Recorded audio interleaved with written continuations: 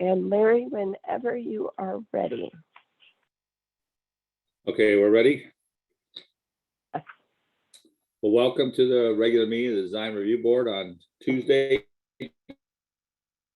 December 7th, 2021. Due to a Zoom bombing event at council yesterday, we'll only be accepting comments via email. If you wish to comment on any item, if the public wishes to comment on any item, please send an email to planningpubliccomment@cityofsanrafael.org. That's planningpubliccomment@cityofsanrafael.org. Okay. Now, staff, would you like to call the roll? Yes. To see who yes. is present and who Board is member, not. yeah. Board member Blaney is absent. Board member Kent. Board member Kent here? No. Absent. Board member Kowalski. Here. Here, there she is. Thank you. Board member Summers is absent. Vice Chair Reggie. Here, present. And Chair Paul. Chair Paul. Chair Paul, are you there? Okay. Did you hear me? Yep. Next, we'll move the meeting No, but- procedures. yeah. Are we okay?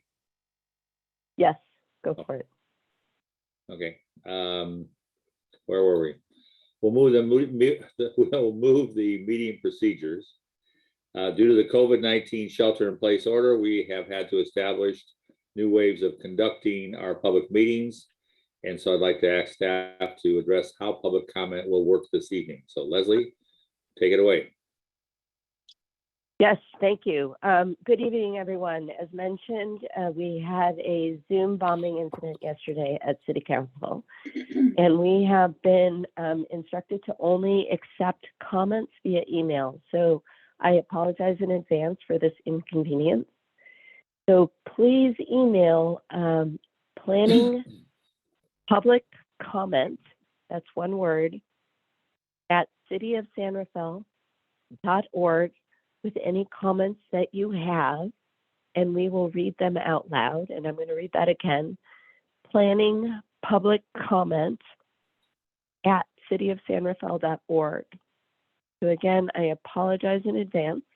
And as I said, I will be checking the email box throughout the meeting and will be reading the emails out loud. However, you do not need to wait until your item is called to send the emails, just to ensure that you have time to write it. So if you are wanting to comment on any of the items on this agenda, please feel free to email now. And again, that is planning public comment at cityofsanrafael.org. Okay, thank you, Chair. Okay. Let me now describe the meeting procedures. We'll begin with a staff report for each item, followed by the applicant's presentation. Then staff will check the planning public comments in the box and read any emails that have come in. The board will then have the opportunity to ask questions of staff or the public after the segment, and then we'll close the public hearing. And hello? We will close the public hearing and bring the matter back to the board for discussion. Hello.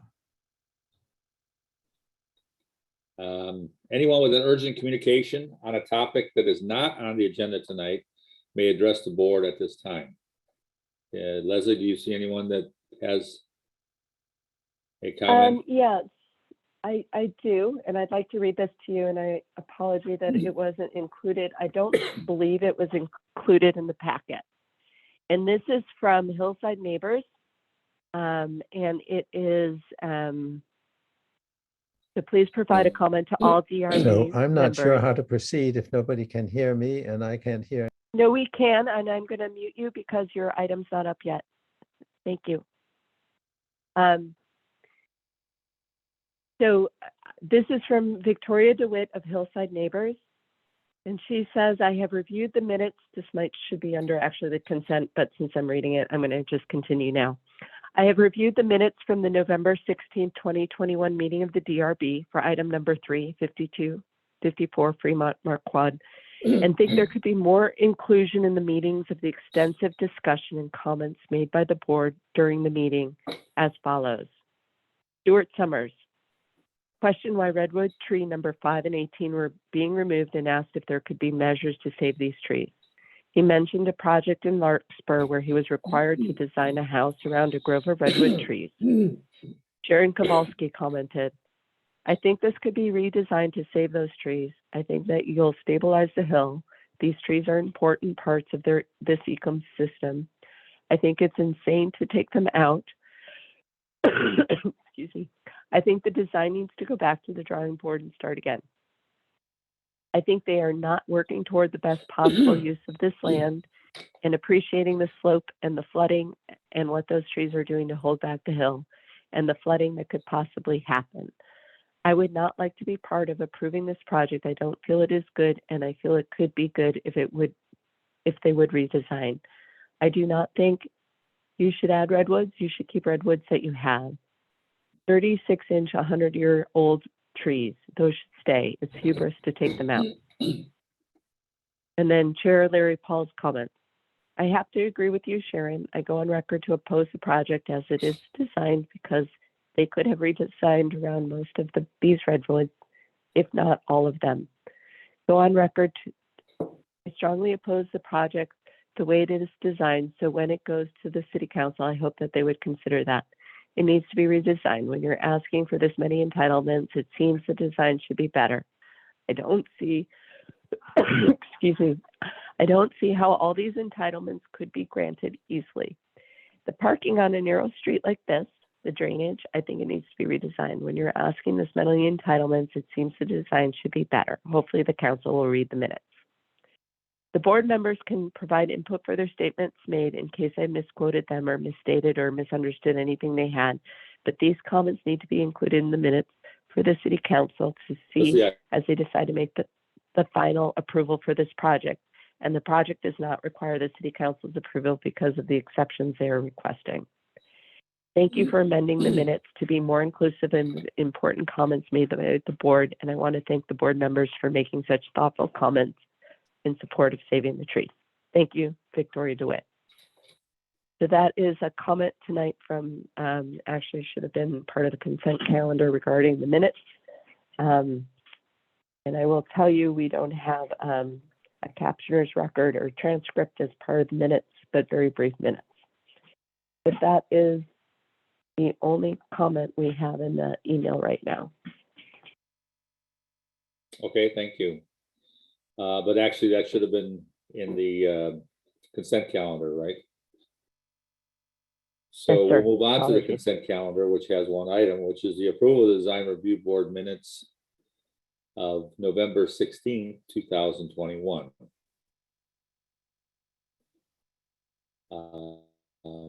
And then we would normally ask for comments, but that was what Victoria DeWitt commented on, that she heard some different or some additional comments that were not recorded in the minutes. So is any comments from the board about the minutes provided, correction or anything, or are you prepared to make a motion? I can make a motion to accept the minutes. Is that the right term? Well, yes, but you should announce your name prior to Oh, Sharon Kowalski, that. Making a motion, right? making a motion to accept the minutes As submitted. as submitted. Is there a second? I think it has to be you. No, it could be Sarah. Yeah, I wasn't at that meeting. I was sick, so I think I need to Oh. abstain from the minutes. Then You pardon me, don't we don't have a actually quorum. have, yeah, no, you actually do not have to recuse yourself if you were absent from that meeting to approve, Okay, to vote on the minutes. okay, then I But if second. you, With that, I can take a roll call vote. Leslie, I'm gonna just, Sarah, being at that meeting? yep. So for the action minutes, motion by Board Member Kowalski, second by Vice Chair Reggie. Leslie? Can you not hear me? Are you I can unable to hear you. hear me? Okay. Chair Paul, can you hear me? Yeah. We're having, what do they call that, the buffering? Yeah. Is Are anybody else other people experiencing having? that? I'm No. having trouble hearing you, Chair Maybe Paul. it's just, Is maybe anyone it's else? just me then. Can you Yeah. hear me? I can hear you.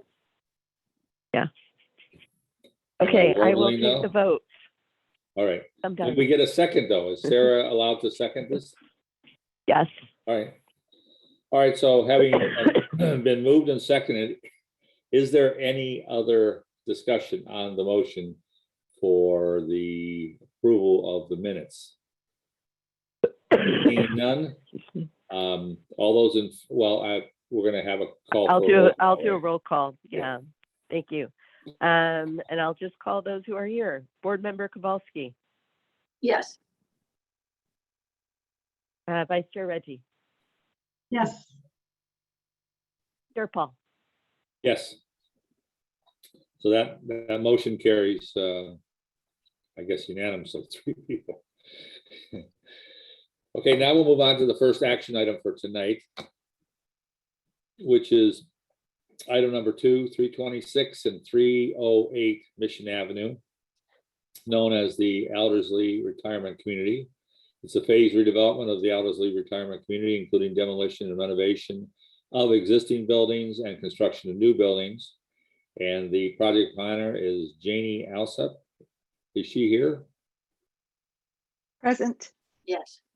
She Okay. is, and I would just like to take a moment to introduce Janie Alsep, our There you wonderful are. project contract planner. So Janie, take it away. Thank you, Leslie. Can everyone hear me okay? Yes, I Great. can. Okay. I'll assume that's good for everybody then. Leslie, I have a PowerPoint that I can put up just to kind of frame the discussion a bit. It's very quick, or I can just launch into a very brief please. presentation. You'll go with the PowerPoint. I think that's nice. Thank you. Great. Okay, so let's see. Hopefully we'll do this right.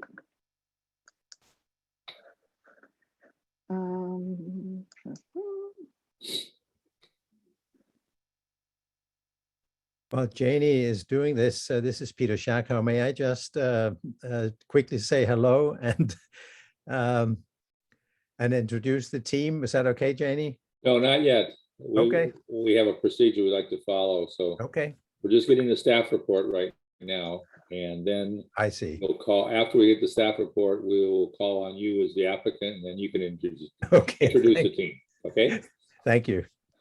We're having enough trouble as it is with the Zoom meeting, so Yeah. we have to have some kind of decorum, huh, or Of course.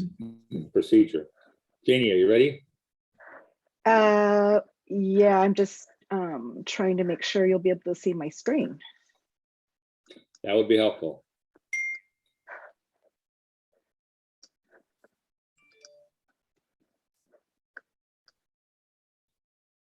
Is my screen viewable? Do we see No. an Aldersley retirement community? No. Have you hit that share screen button on the bottom? I did. You have 2 monitors.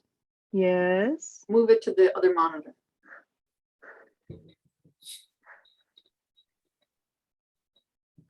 Okay, well, let's see if I can do this then. No, I think it'll only work with desktop 2. Share screen. I think we're there. I think we're getting there. Yeah, there you go. Good, So you can see the Aldersley retirement you community? can. Great, okay. Apologize for that. It gets a little quirky with two screens sometimes. Sorry for the delay. I will be brief. Good evening, members of the Design Review Board. The purpose of tonight's meeting is to review the two consensus items that the board came to at the last meeting that this project was heard, which was on October 5th. Prior to that, in May of 2020, there was also a conceptual design review. Catherine Heinze.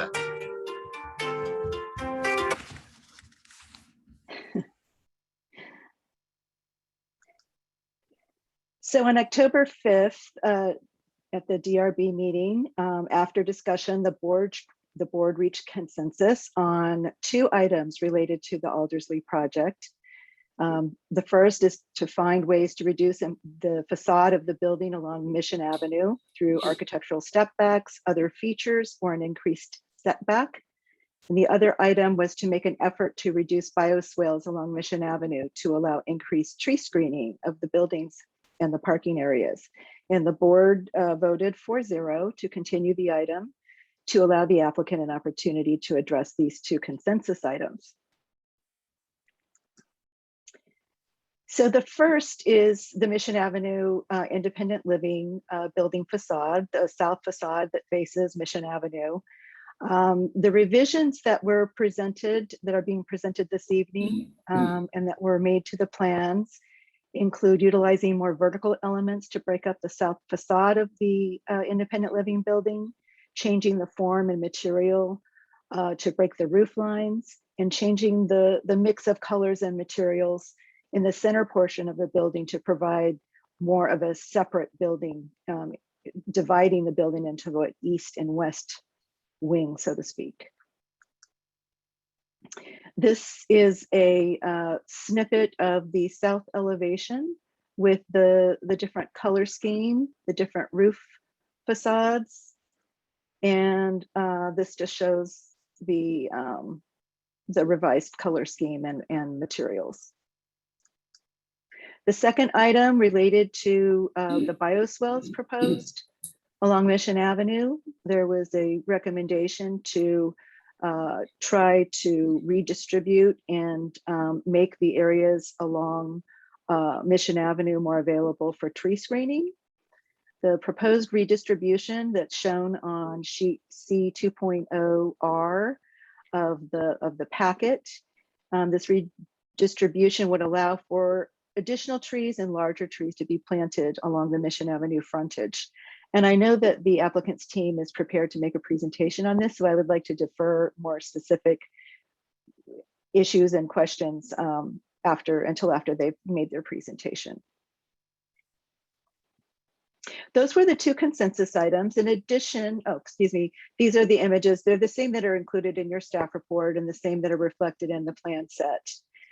This cross section in particular, I think, is helpful to show the planting area and the relationship of the street trees with the sidewalk, and then the planting area that has been expanded due to the redistribution of the bioretention areas.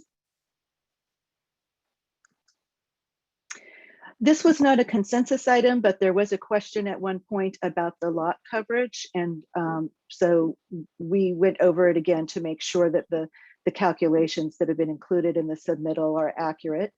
And they, based on my review of the architect's calculations, they appear to include all of the elements that by definition in our zoning code should be included in the lot coverage. So the existing lot coverage is 37%. The proposed lot coverage is 52.8%. The maximum permitted lot coverage based on both the existing and the proposed PD development standards, excuse me, is 60%. So they are within their allowable lot coverage, and there are no height bonuses or variances requested or required, just to clarify.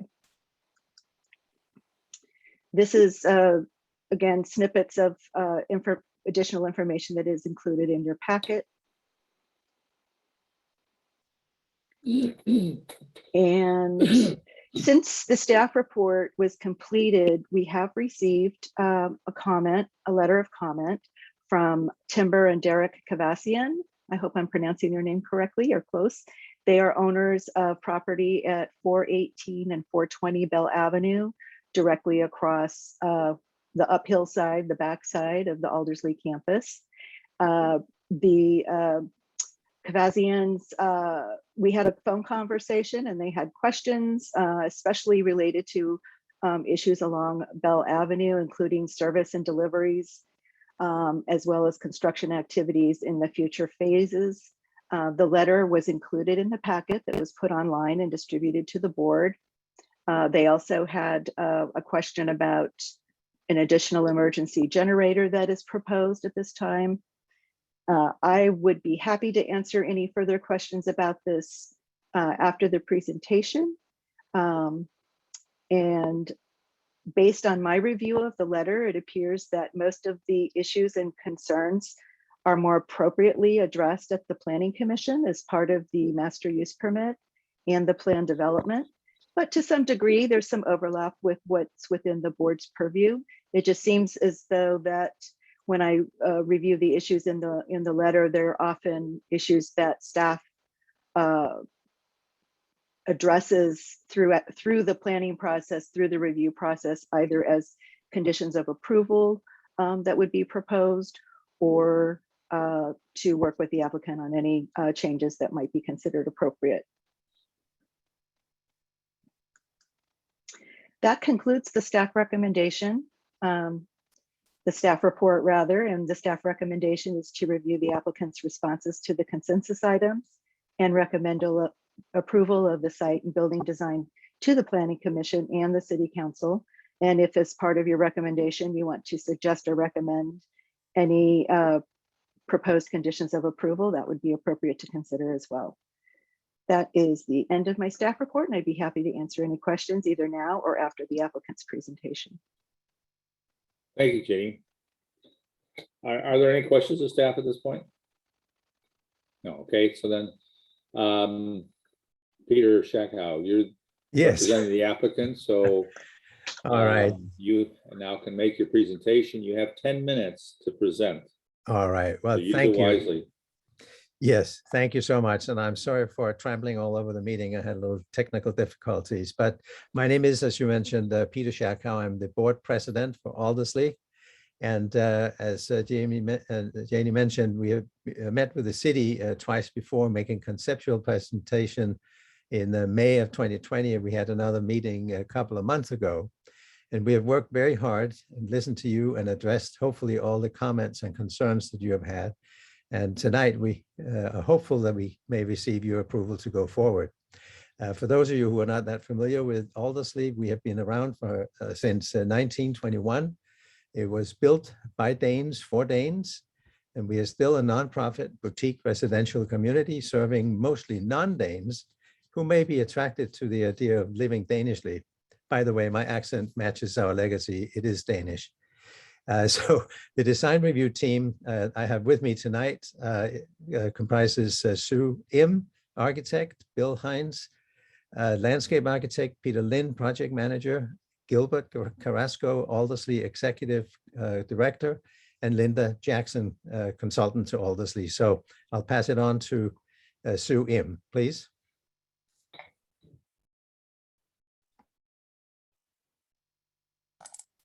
Thank you, and thank you for having us back today. As Peter mentioned earlier, we're a community that's on the hillside, and one of the major goals for this project is to improve accessibility for the site and to just quickly demonstrate that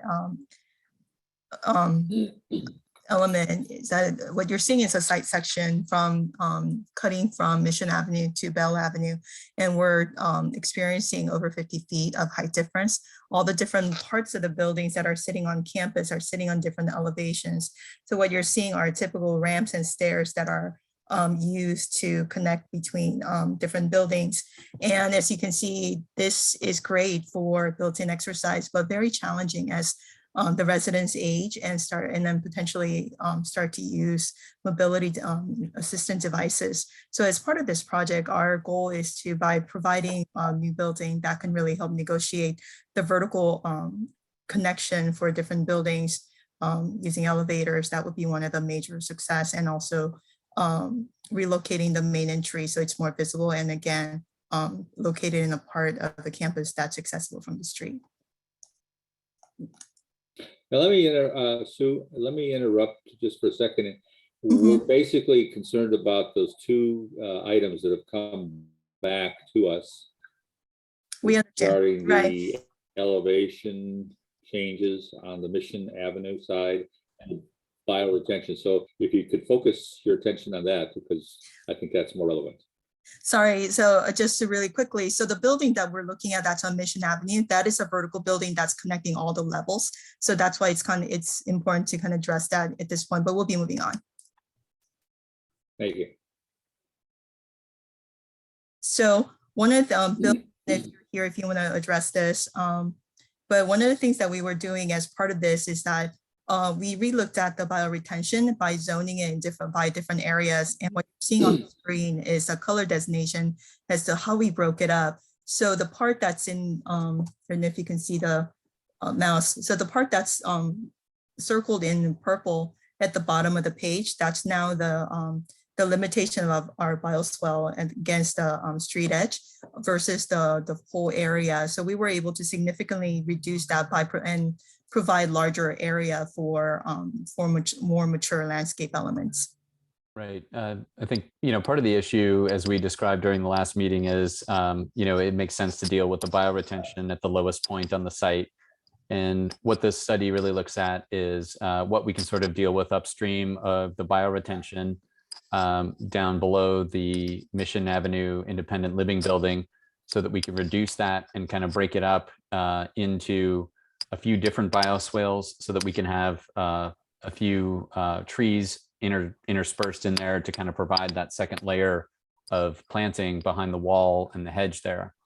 So the bioretention has been broken into like 3-4 sections here, which allows for some kind of garden scale trees to be planted against that elevation, which you'll see reflected in the revised elevations and renderings from Perkins Eastman.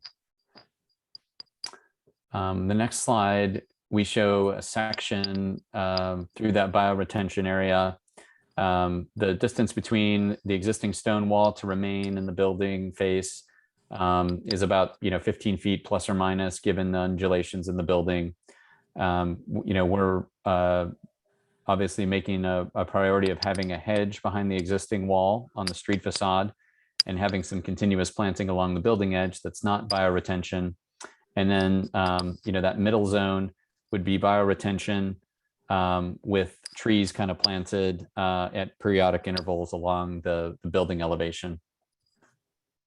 So that's really the, kind of main refinement in terms of bioretention, just kind of reallocating some of that upslope, so we're not dealing with that all at the bottom, which is allowing us to create a better kind of landscape veil for the Mission Avenue Independent Living Building. Any questions on that? Well, let's go through the whole presentation, then we'll ask questions. Sounds good. We've included a couple examples of what these, kind of garden scale trees, something that might be an appropriate size between the existing stone wall and the building, just for reference. And obviously, the final, bioretention designs, planting plans, full details, all of this is going to be submitted along with, building permit plans, certainly as we, move toward our next milestone.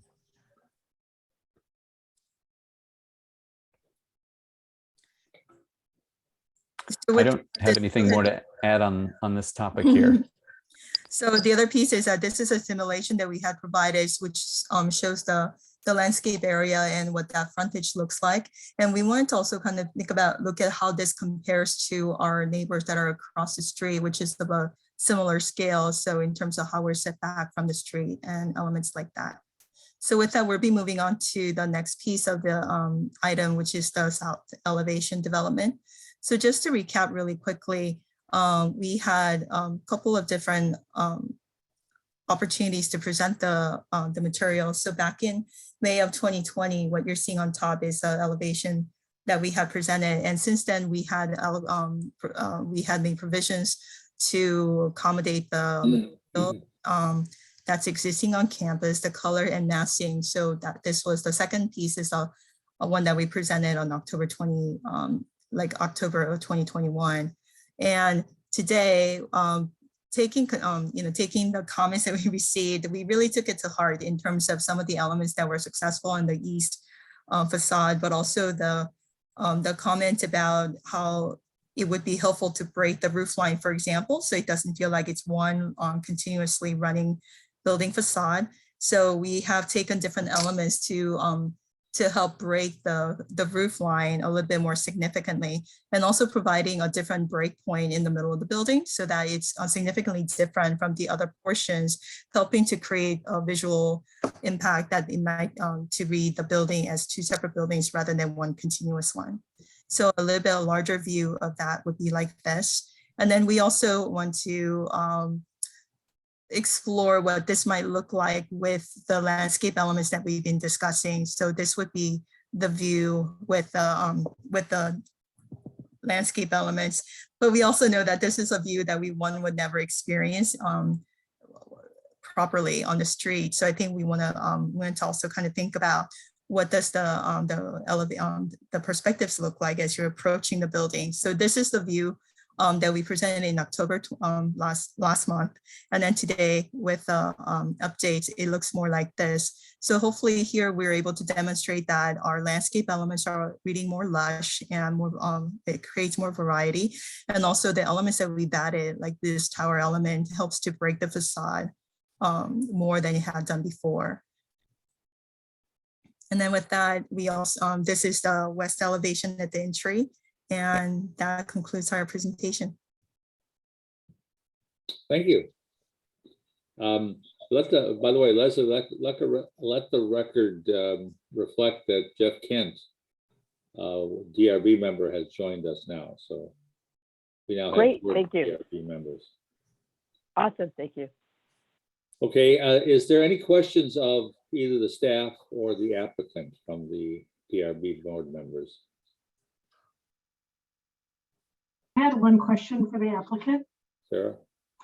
There was a cross section shown that showed the sidewalk and then the rock wall, and then it was stepping up to the building. And I was wondering what that dimension was of the actual, the wall itself, the rock wall, from the sidewalk to the kind of top of the wall. The sidewalk to the top of the wall is about 2.5 to 3 feet, and it's actually an existing rock wall that we are planning on maintaining. Okay, great, thank you. That was it for me. Anyone have any other questions? No. Is there any public comment that was received, Leslie?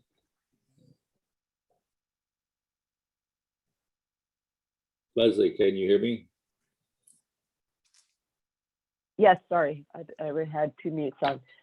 If you wish to comment on this item, please send an email and apologies to planningpubliccomment@cityofsanrafael.org. And I do not see any for this item. We can give it 1 second. But again, I'm going to have you just remind you of the one public comment from the Conveysians that was included in your packet. Right. Do we know if any of the public are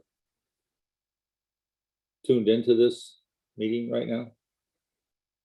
We have something in our email already for the next item, so yes. So again, not the I'm most just thinking convenient, because but if someone has oh, to wait.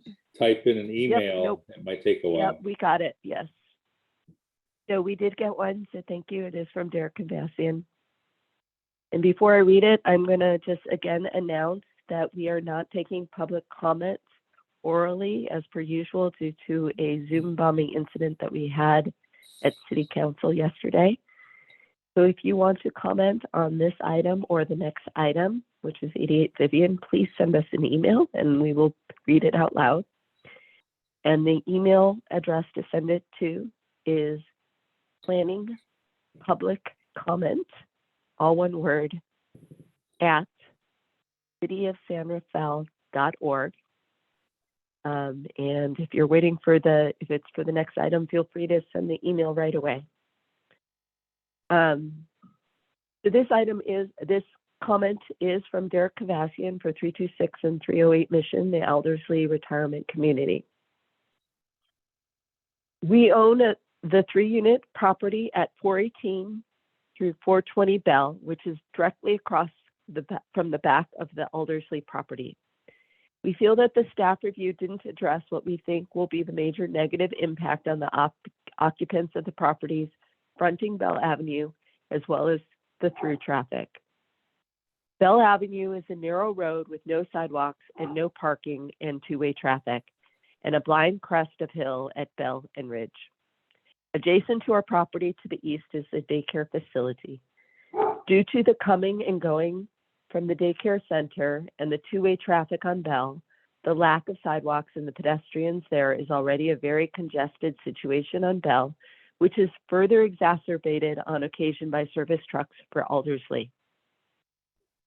When there is more than one service truck, one of them ends up partially obstructing the upper driveway to our property. Bell Avenue is already borderline unsafe due to the factors mentioned above. It simply cannot absorb more traffic, parking, or activity. Our first concern is that it appears that phases 2, 3, and 4 involve major new construction and remodeling that will require access from Bell Avenue. This isn't going to work without either frequent obstructions and/or street closures. We feel that the work should be phased in such a way that all construction access will come from the Mission Avenue side. Excuse me. Our second concern is that a 10-year project in an existing residential neighborhood is simply too much to ask the community to endure. The project should be either scaled back or the construction be limited to a reasonable amount of time. Going toward design and site function and use, our third concern is that such a large expansion is going to involve a lot more service deliveries, which is going to have a negative impact on the already uncomfortable congested Bell Avenue. We would like to see the size of the trucks limited such that 2 trucks at a time can park in the pullout on the Aldersley property. Another solution would be to receive some service traffic from the Mission Avenue side. Eric and Timber Cavassian. And I'm going to ask just one more call out. Planning public comment at cityofsanrafael.org. If you want to send an email, please do. And that is the only email we have for this item. Okay, then. I think we've given adequate time for someone to send an email. So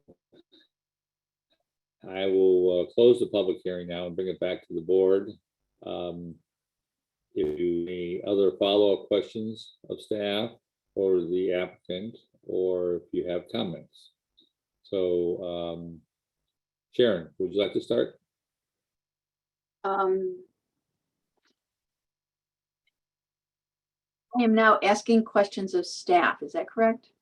Well, either we've already had that initially when we had the presentation, but if you have any follow-up questions based on what you've heard from the public comment or anything else. Yeah. Okay, feel I do have free a to ask. question. Go ahead. I agree that Bell Avenue is going to take a lot of traffic and there should be some, but I'm not sure if that's design review board or planning who would talk to that.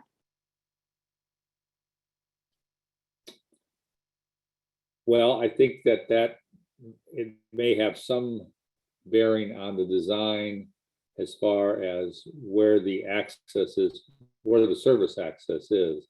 Yeah, Because obviously if the service access was somewhere else, it wouldn't impact the traffic on Bell as it does now. But I Right. think that also, you're right, it does go partly to the planning commission decision as to whether that's acceptable or not.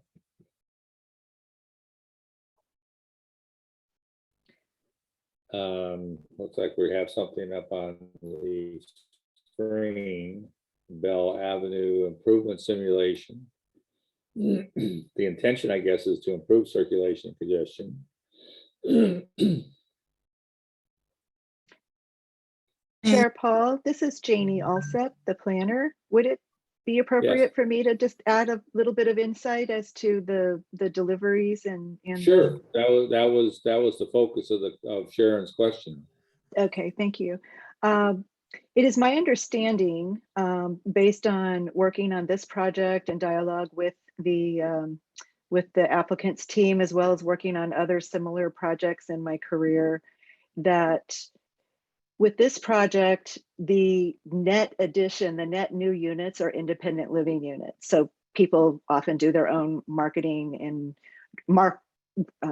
shopping, not marketing, but shopping and other things. They're more independent and they tend to take care of their own things. There is no increase in skilled nursing units, the number of units, and there is no increase in the assisted living units. So it's my understanding that deliveries in both quantity and timing of deliveries would not change much from the existing conditions. I wanted to point that out because I'm very aware of the circumstances up on Bell Avenue, and it is a narrow road. It is there is a place for loading. It has been improved over the years, and the improvements that are proposed as part of this project would most likely improve the current situation. So they're not adding significant deliveries. The other thing I wanted to point out is I think limiting the size of trucks and making sure that we have conditions of approval that we can recommend to the Planning Commission and to the City Council about a delivery plan where they show the schedule, and we can consult with our Public Works Department on appropriate limitations on truck size, we feel would go a long way to address the issues that have been reported along Bell. Thank you, Jane. Are there any other questions of staff or the applicant or any comment? Well, we got it from Sharon. Sharon, do you want to make any comments, or is there anyone else that have questions before we get to the comment stage again?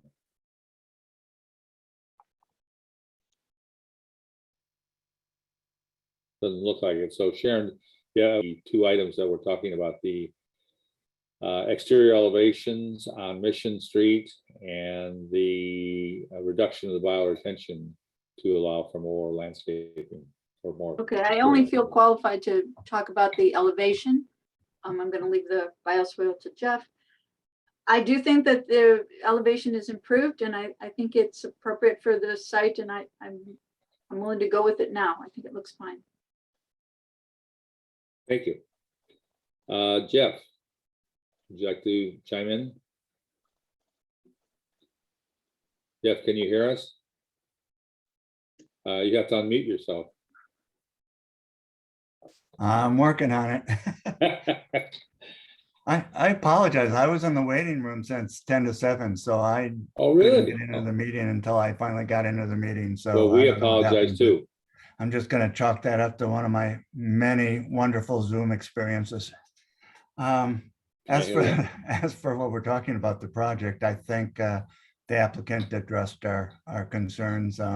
One small comment on the bioswales. I like the direction it went. The applicant just needs to be aware that there's special soils in a bioswale, and the list of trees is very small for what's considered appropriate for bioswales. So I don't have the list in front of me, so I don't know if the Lycostromi or the Arbutus makes the list or not, but they need to double check on that.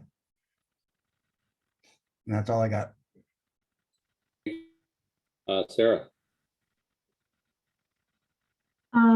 Yeah, I think this is the first time I'm looking at the project, but based on the comments that we're following up on the street trees and the kind of street treatment for the bioretention and bioswales, looks like it's been adequately addressed. I think in terms of breaking up the facade, I would say it's, excessively so. I preferred the previous elevation without the pitched roof, but that's just a personal preference in terms of being reflective of the actual construction behind it. I'm fine supporting it as it is currently. Was that it? Okay. Well, Sarah, I actually agree with you. I'm not sure that the additional work on the elevations has resulted in a better aesthetic. I think that gable roof turns doesn't really do anything for the Mission Street elevation, quite frankly. I liked it better before, and I'm really not in favor of the blue color being introduced as a way of supposedly differentiating between the east and the west portions of that building. So I would encourage the applicant to come up with a different color, perhaps just a darker shade of the colors they're already using, a darker gray or a darker brown. So that's some more recessive a color that would make that transition better. But blue is this is probably a very subjective decision, but or subjective interpretation, but I don't find many buildings benefit from the color blue. Blue is a very difficult color to put on a building, and it has to be the right color blue or else it just doesn't work. And I don't think this particular one works on this on these elevations. So I would be in favor of a different color blue on that one inner portion of the south elevation. And I would also be more in favor of going back to the original design on that portion where they put the cross gable. Introducing that cross gable, I don't think works there. On the right side, I guess that would be the east side, where they put in a vertical element, which is like a brown brick color. I think that works. That introduced pretty much what we were talking about, introducing some vertical elements to break up that long horizontal. But I don't think the gable does anything for the elevation. If I had to choose between the two, I would go back to the original elevation. I think there's a lot of, what convinces me is the perspective that Sue showed of the street elevation. There's a lot of in and out setbacks with the decks and the bays that really animate that facade quite a lot. And so we really won't see this elevation like this anywhere.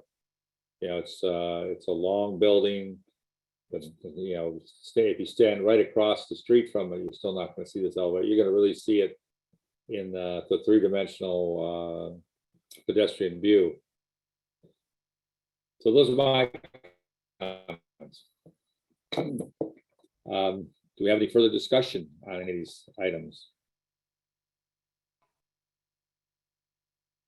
I would just say that, Larry, I agree with you. I think the previous elevation was successful in breaking up the horizontality of the bar by introducing a number of vertical elements. And I think maybe we leave it to the applicant to determine if ultimately the introduction of a third color, the blue color, or the gable roof is ultimately necessary. But it seems like it was previously more successful than the added layer that was introduced.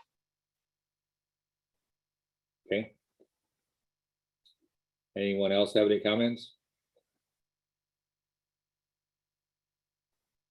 Then, is anyone prepared to make a motion?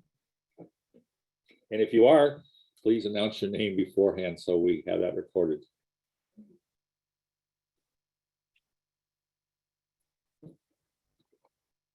Anyone?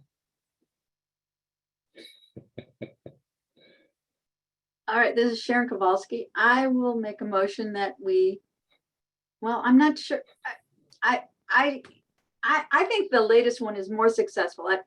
I don't mind the blue. I do have a problem with that gabled roof, but I think it's better than the other one. So I want to make a motion people are going to want. So it's my problem. Would you want to discuss any more before you make a motion? Yeah, I mean, You don't have a problem with the blue color. I don't. And I think probably I'm the only one that had the blue color.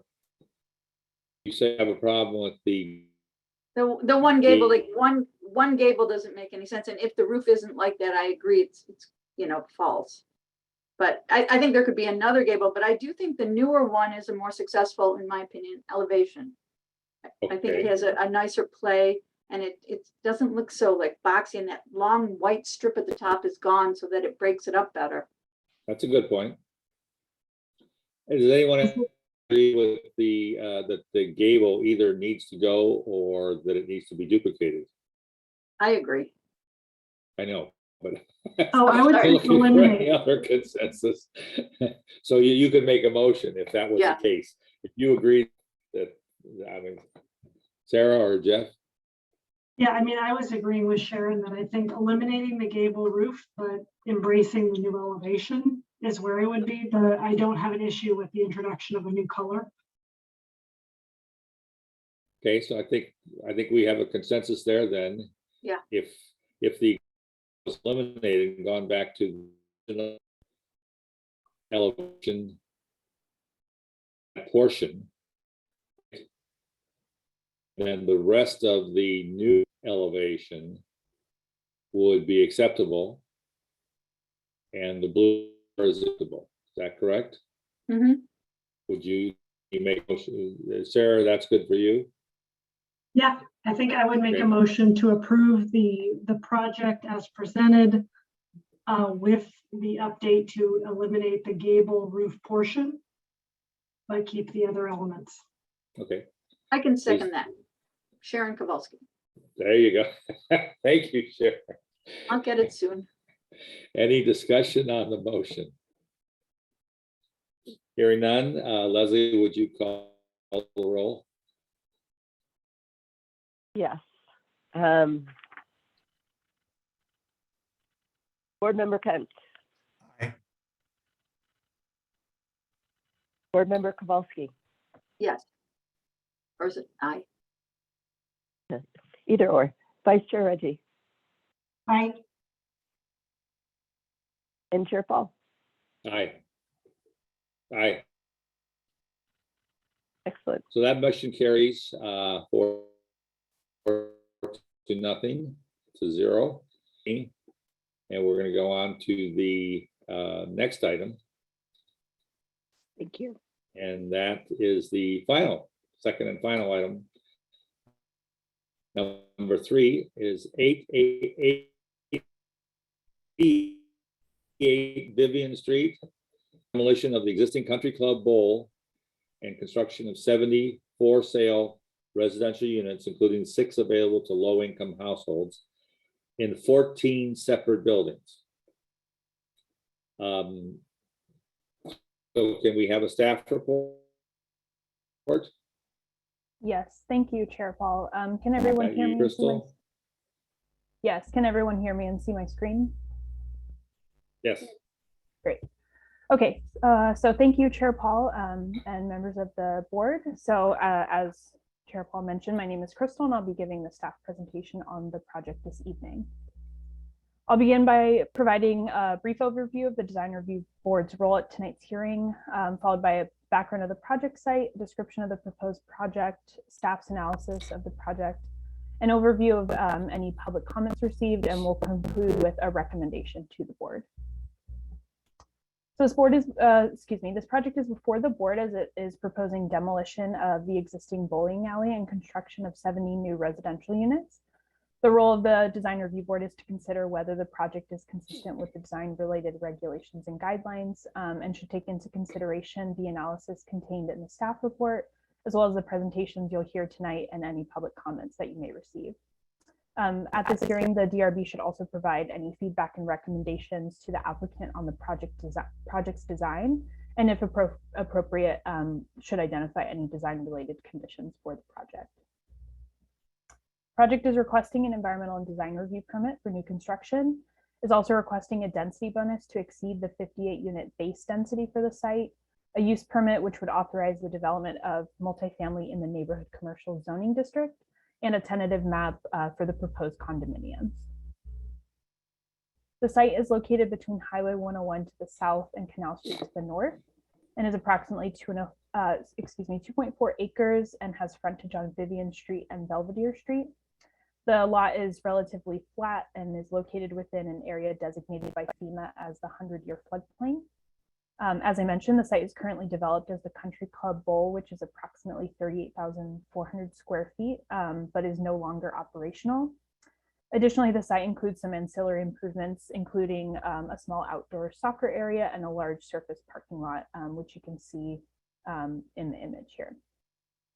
The city's current housing element identifies the site as an opportunity site, and it has a general plan and zoning designation of neighborhood commercial. Surrounding uses include multifamily residences to the north and a mix of retail, commercial, and light industrial to the east, west, and south. The project will demolish the existing bowling alley and the associated site improvements, and will construct the 70 residential units in 14 three-story buildings, which are shown here. The buildings are set back 4 feet from the front property line along Belvedere, 4.5 feet from the rear, 5 feet from the interior side, and approximately 4 feet from the street side along Vivian. As proposed, the project includes 5 building types, which you see listed here. So that includes building type 100, which applies to buildings 6, 7, and 8. Each of these buildings are comprised of 4 units. Building 200, which applies to 1 building, is building 9, and is also comprised of 4 units. Building 300, which applies to buildings 10 through 13, each comprised of 6 units. Building 400, which applies to buildings 1 through 4 along Vivian Street, and each are also 6 units. And lastly, building 500, which applies to buildings 5 and 14, both of which include 3 units. The project also proposes 5 plan types, including plan type 1, which applies to 18 units, plan type 2, there's 10 of those, plan type 3, there are 6, plan type 4, 17 units, and plan type 5, which applies to 19 units. So you can see the distribution of those plan types in that image here, and they range from approximately 1,400 to 1,600 square feet, and are all 2 and 3 bedrooms with 2.5 bathrooms. All 5 plan types are broken into 3 levels, and they have 2-car garages on the first level, the main living areas on the second level, and then the bedrooms are all on the third level. So this is just kind of a brief snapshot of what those floor plans look like. So as you can see, the ground level is the parking area. There's also an area for refuse storage, and then the stairs leading to the second level. You'll also note that plan type 5, which is in the bottom right corner, includes a ground level accessible bathroom. Here is the second level of the proposed plan types. As I mentioned, this is the main living area, includes half baths, outdoor decks, and then the stairs leading to the ground and third levels. And lastly, the third floor plans, which again contains the bedrooms and additional bathrooms. So here you'll see the proposed elevation for the 3 type 100 buildings. I've included also a key kind of in the top right showing where those are located on the site plan. So these buildings are approximately 34.5 feet tall, and the garage entrances for 3 of the 4 units are located adjacent to the motor courts. So those would be perpendicular to Vivian Street. And then there is 1 unit in each of these building types that has a garage entrance that's facing onto that main project east-west drive aisle. Building 200 elevations, similarly, it's 35.5 feet tall. And there's only one of the building 200 types. It's about in the middle of the site, and it is adjacent to the minimal uncovered parking area. Again, the garage entrances are located on either side of the building adjacent to those motor courts. And here's building 300 types. So pretty similar in design, 35.5 feet tall. You can see the garage entrances, front doors. And building 400 types. So these buildings are a little bit more elongated and narrow. They're adjacent to the public right-of-way. You'll see that the garage entrances are on the interior portion of the site, so they will not be visible from the public right-of-way. And unlike the other building types, this building type does include some parapet accents, which help to denote the individual units and serve to break up the massing and provide some visual interest along the street. And a little bit smaller, but similarly, the building type 500, which is located at the northeast and southwest corners of the site, also have those garages on the interior, and then the exterior has those parapets, which kind of denotes the 3 units in each of those buildings. Oops, sorry. So this slide is just showing a couple project renderings. So you'll see the corner of Vivian and Belvedere in the top left, Vivian Street looking north in the top right, Belvedere looking west in the bottom left, and then the entrance along Vivian in the bottom right. So as you saw in those previous slides, the project features primarily contemporary architectural style with concrete tile roofs, lap siding, vinyl windows, and metal roll-up garage doors. And the project proposes 2 different color palettes. Palette 1, which is on the top here, is applied to building types 200, 400, and 500, which, as I mentioned, are primarily located adjacent to the public right-of-ways. And then the second color palette would be applied to the building types 100 and 300, which are primarily interior to the property. The project also proposes landscaped areas, and these are primarily along the perimeter of the site, as well as adjacent to the residential buildings and in the common open space area. The plantings would include a mix of trees, shrubs, ground covers, and vines, and they all have low to moderate water use requirements. The project also proposes enhanced pavings at the 2 proposed entrances, and there's a little sample of what that would look like in the top left here. I would like to note that the city's Department of Public Works has requested modifications to the preliminary stormwater control plan to make sure that it complies with the applicable regulations. And the applicant is aware that this will need to be addressed prior to review by the Planning Commission. Proposed fencing is fairly minimal and includes installation of a 6-foot stucco wall with 6-inch caps. You can see these images on the top here. And this would be installed along the entire length of the south and east property lines, as well as between the building 400 types, which are along Vivian Street.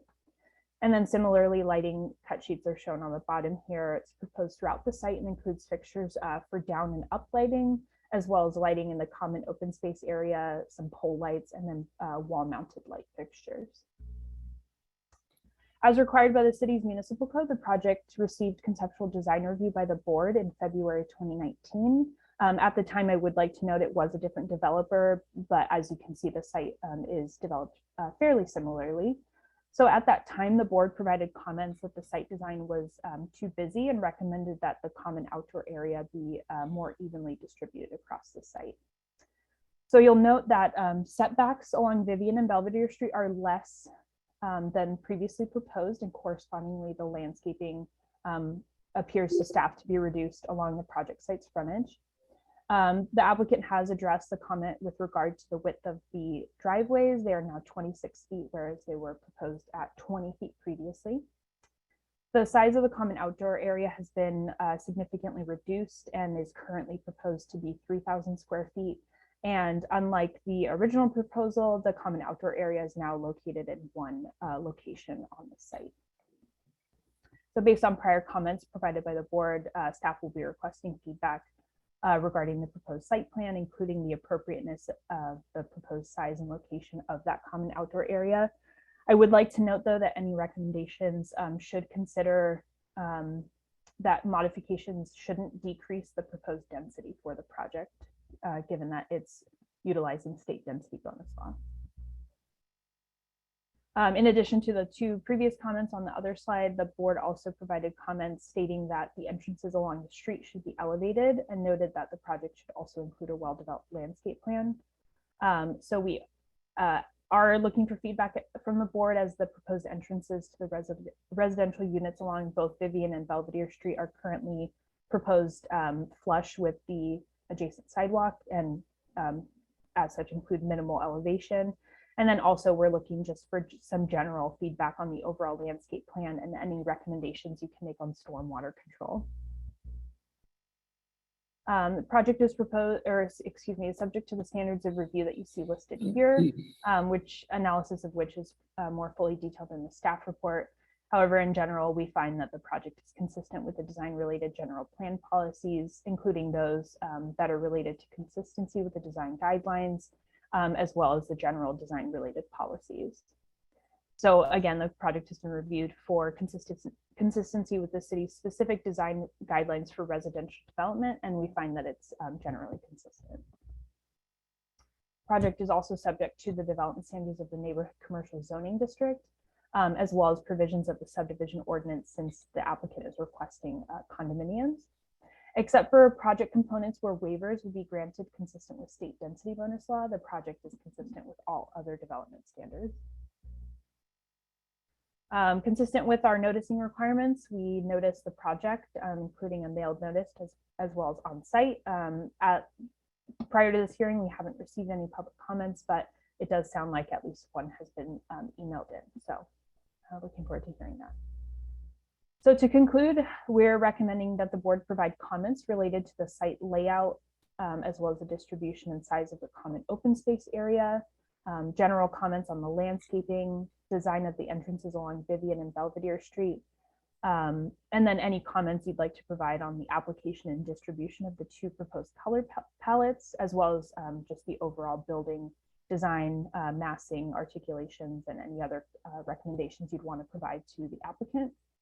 And if the board agrees that the project is consistent with the city design related regulations and guidelines, we would recommend that the board forward a recommendation of approval to the Planning Commission. Otherwise, the board could always choose to provide specific feedback and recommendations and then direct staff to return to the design review board. And that concludes my presentation. Thank you, Crystal. Does the board have any questions of staff at this point? I do have a question. Yes, sir. There was a comment about, not reducing the number of units on the site in regards to the site planning. Can you talk about the height allowable on the site and how that relates to the proposed development? Because it was all 3-story, right? I mean, could it go higher without any exceptions in order to allow for more site development?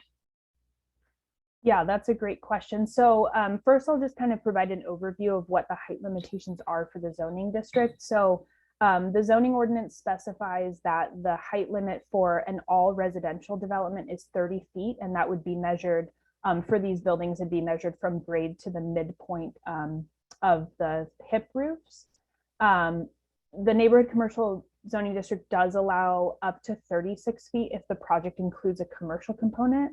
When the applicants initially submitted, they had proposed live-work units on the ground level, but given that the site is located within the 100-year floodplain, that wasn't really feasible.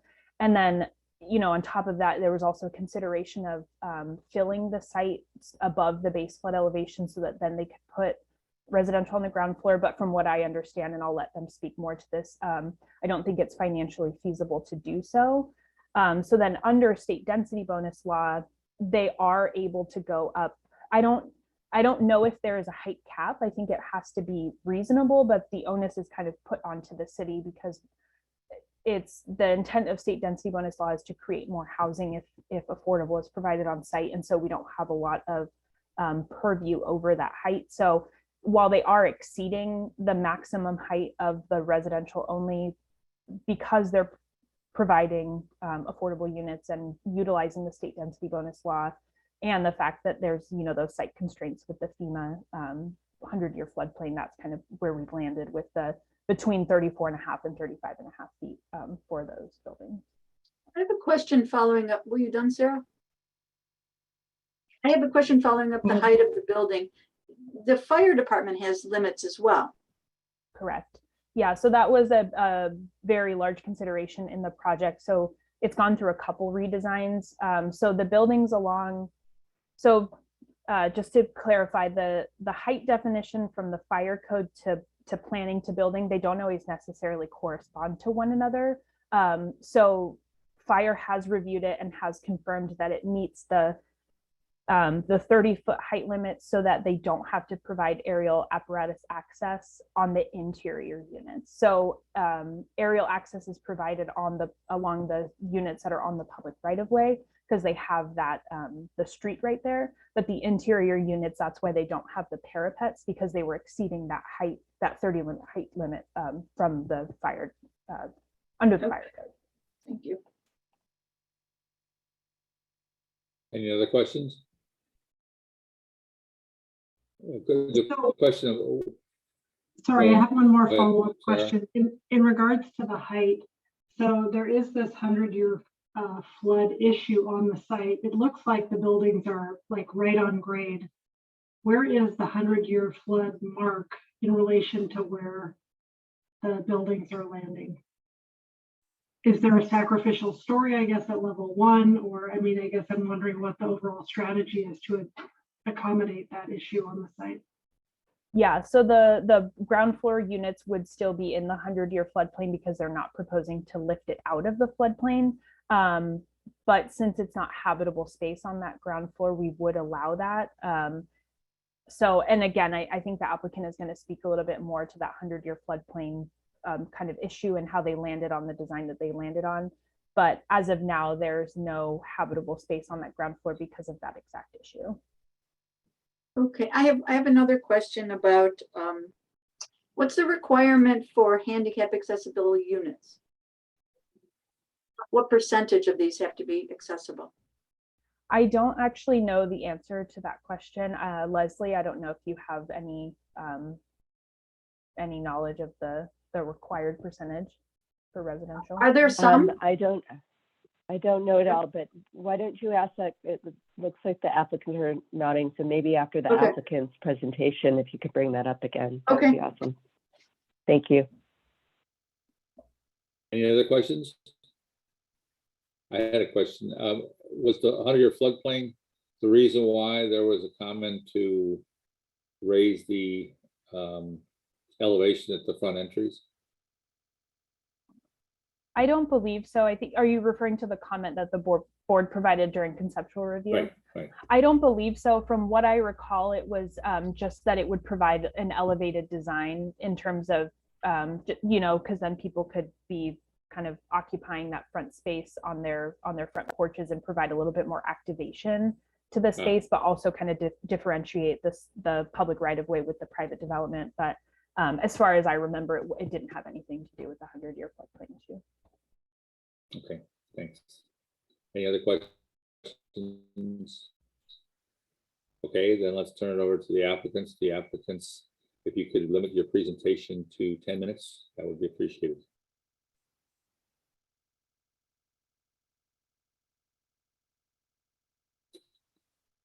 Who wishes to start? Denise? Matt? You have to unmute yourself.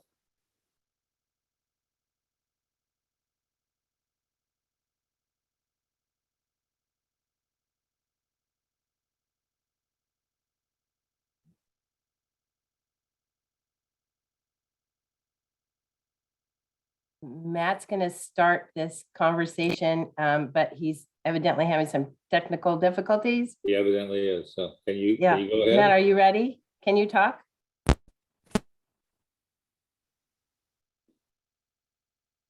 Seems like he's having problems with his microphone. Matt, we can't hear you. Are you in the same place as him? No, of course not. Why would that be so simple, right? We are not in the same place. Crystal, is that something on your end that? he About needs? now. How about Oh, now? there you go. Oh, yeah, there you go. Is this- What'd you do? Turn up the volume. I had to switch headphones. Now I got these big goofy ones on, but I guess it'll have to work. All right. Well, Crystal, we appreciate your work as always. Appreciated the whole work that you put in. Hello, everyone. My name is Matt Ashton, and I'm the project manager for A3. I'm joined by A3's owner, Taylor Ashton, who's on the call, as well as our architectural team of William Hesmaholtz, which makes up Denise Ashton, Louisa Filetto, and Mike Cantrell, as well as our studio pad landscape architect of Meryl Patel. And I want to say thank you to these team members of the Design Review Board for hearing us out tonight. On behalf of our entire team, we want to thank you for the opportunity to present this new 70-unit for-sale residential development. Although you haven't seen our previous submittals, there have been extensive collaborative talks with staff to get us to this point. So the plans that are in front of you today that you've seen tonight are the plans that do address the city's initial comments as well as the subsequent comments thereafter. We do feel it's important to mention that the initial plans that were brought to the DRB a little over, what was that, year and a half ago, back in 2019, are the plans that we did inherit, which have since been modified. New factors have come to light as we further worked with the city to refine the project's plans to meet all of the city's standards and codes to be sure that the site's functionable. Yes, on the surface, the plans do look similar, as Crystal alluded to earlier, but as we started to design the project in a little bit greater detail, significant changes were made. We feel for the better, which allows the project to actually function properly and be marketable at the same time.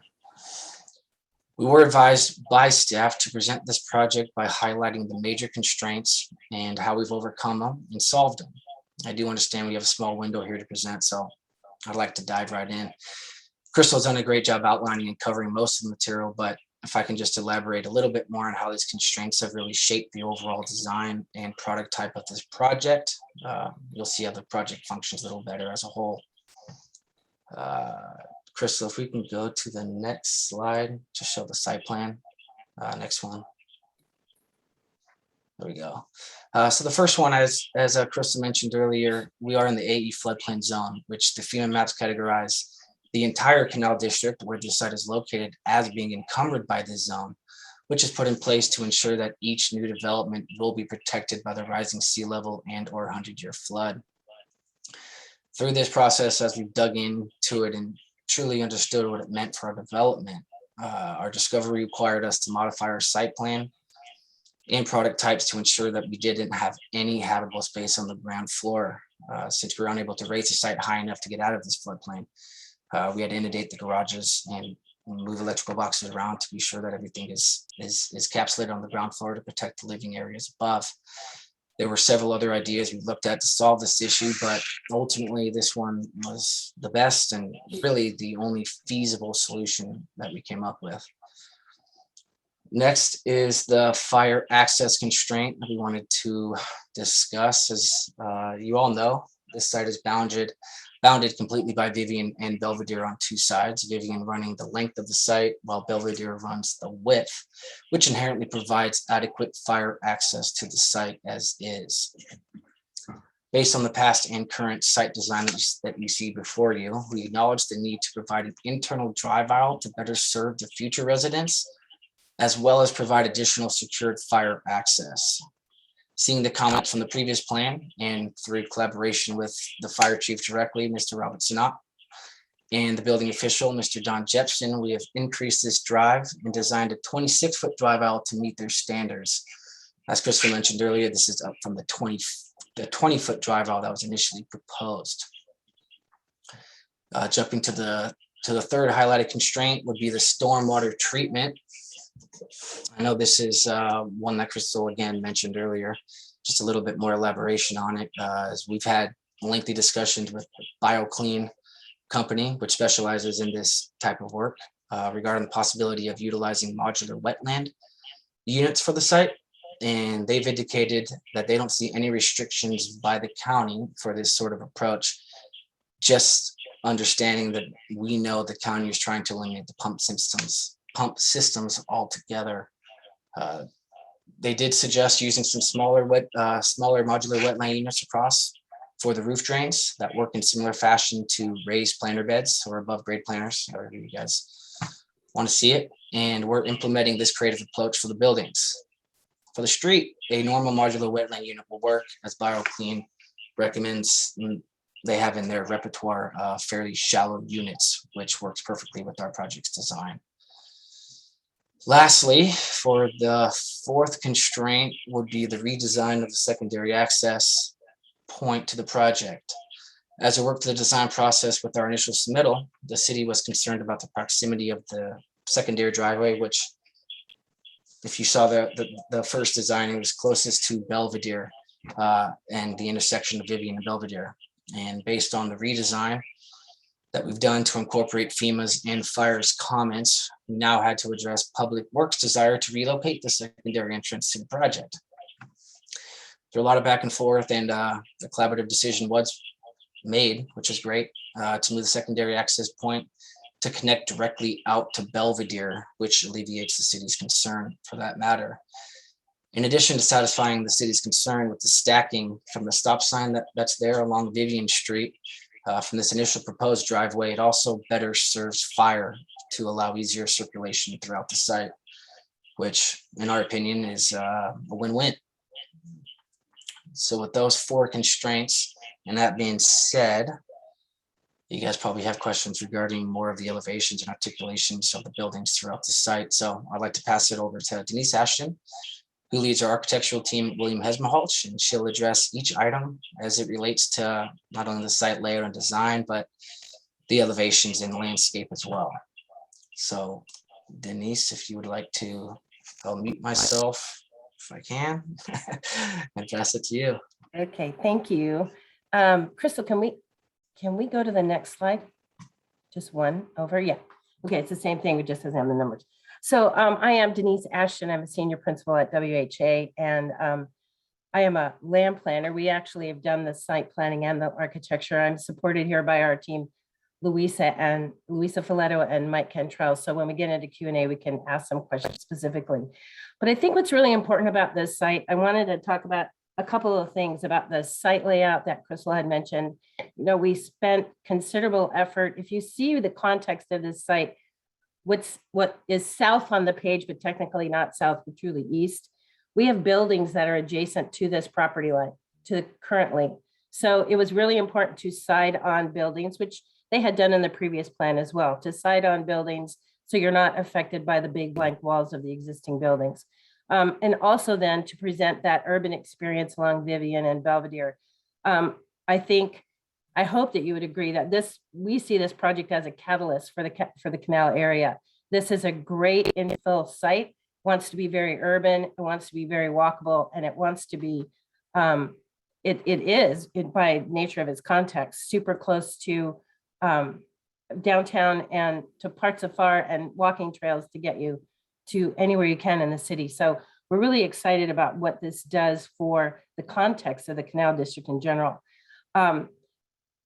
As Matt mentioned, you know, we do have the FEMA issue. So that by its nature turned the product to be the buildings themselves wanted to be all, they were going to stay at 3 stories, but we couldn't have any habitable space on the ground floor. So that by nature adjusted the way we think about this. And the idea is to create some building types and homes for people to own. And this is all for sale housing right now. And someone asked a question about ADA. I think Sharon, you asked that, Commissioner Sharon. We do have 10% ADA, so there'll be 7 units that, because there's 70 units here, that will have ADA access, and we can talk about that in a minute, but I wanted to remember to tell you that. As the homes front Vivian and as the homes front Belvedere, we feel like that great urban street scene is happening. And Crystal did an amazing job of explaining the fire access to the project. So building height is an issue. We have solved it by having the one style of architecture kind of out on Belvedere and Vivian that can be taller than 30 feet because fire is accepting because the larger streets. Internally, we needed to make sure that we had the eaves and the parapet and the eaves down at 30 feet. So we're accessing off our 26-foot drive to the homes that are internal to the site. We did go back and forth about the access to the front doors, and these are all kind of the alley loads. The homes on Belvedere and Vivian all have homes fronting the Vivian and Belvedere edge. The other homes are uniquely done, so they have front doors happening in our internal open space and to the south, which is on the left side of the building. And then the other buildings are kind of this stacking front doors on the drive aisle, living street condition, which is very clever. It works well with this FEMA condition, and it keeps us creating a home style and a lifestyle that everyone's going to be wanting to have when we're living here. Let me see what else we want to talk about. We want to make sure we talk about the color palette distribution. I think you can see by the color palettes that Crystal brought to the attention, and we have submitted this as part of our submittal, which you can, it's always hard to see on a screen. If you're like me, not every computer is calibrated the same, but you can see the color palettes in the packet. We have done this muted, nothing strong and bold in colors, but very complementary to the area and staying in the gray tones and in the warm tones.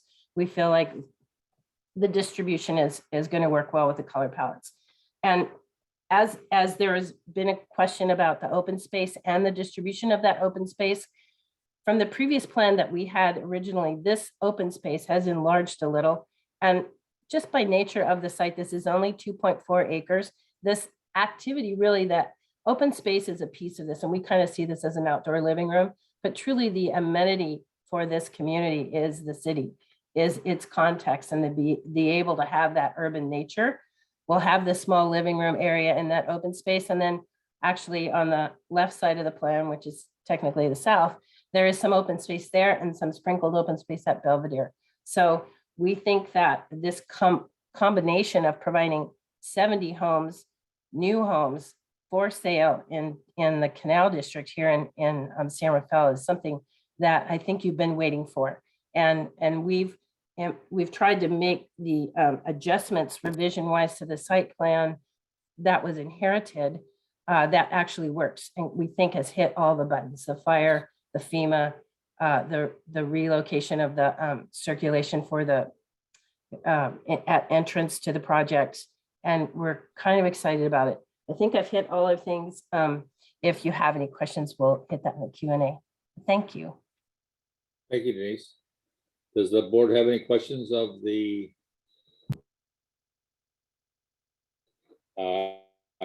applicant or the staff at this point?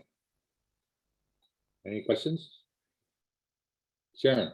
I have a question. So the ADA units, you say there's 7, but you show 19 on your plan. And I wonder if there's an elevator, if they're not living on the ground floor, how is that ADA accessible? That's a good question. Technically, an ADA unit only has to have a downstairs powder. And we have, and the reason why you see 19 of them is because we're going to coordinate with our civil engineer to pick the best spots from an access standpoint. So we have the opportunity for 19. We will pick 7 of those that are best. And if you look up this, I know it's kind of crazy, but the building code says an accessible unit has to have an ADA powder on the ground floor. And if the you powder remember is not living space. No. Interesting, right? Yes. And by the way, Crystal, I didn't have you show, I forgot I wasn't in charge of the show. We do have some, maybe at the end, we can show some of our renderings because we added some renderings that we didn't have in the packet. So remind me and we'll show those. Well, maybe we should show those now. Do you think we could? I think you should, if you're, because Yes. this is your presentation. Yeah, done, let's do that. Your presentation is done. So if you have them, show them. Yes, go to the first one. One more back. Okay, so the elevations, this is a bird's eye, obviously, looking from Belvedere, which is on the bottom left, and Vivian is the longer street. This shows it in context to what we are envisioning for the project. You can see that access. Can you see my cursor? You probably can't. You can see that access off of Belvedere, and then which is right, is the item that changed. And then the access, the main entry is down on Vivian down there, yes. So you can see the parapets that are happening along Vivian and Belvedere, and then the different kind of style roof textures inside the site to address that fire access. You can go to the next slides. So we've done some snippets of these.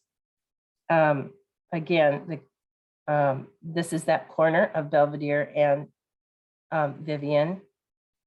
And again, just to elaborate on Oh, Denise's point, I just wanted to mention that the goal here and the intent here was to make this community kind of feel more like the downtown urban presence that the Canal District is begging for, which is why you see this street frontage on Vivian. It really enhances the area, and hopefully it lives a little bit more like the downtown area that San Rafael and this entire Canal District is looking for.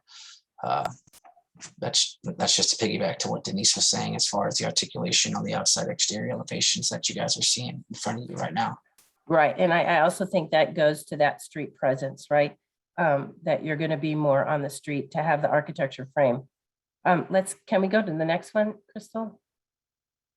This is that Belvedere setting. We do have an electrical pole, big thing that happens at the corner of the site, which is not expecting to move. So we're leaving that there. I think this is a really nice presence. Right now, the bowling alley is there, and it's in need of repair. So this site is really going to be a welcome addition, I think. The next side, you can see the movement too. I think that there is movement that's happening. We do have outdoor decks. We do have a step up. I know in the previous comment, there was talk of more of elevating the front doors, but we really do have to be careful of the building and overall building height. And so we've got a step, and that will work into that ground level with the extended garages, which from a livability standpoint will be certainly good. And then the stairs up to the living areas on the second, third floors. And I think there's one more. Yes, this is that entry off of Vivian. That you can see that different style that's happening there. It's very urban in context. Yeah.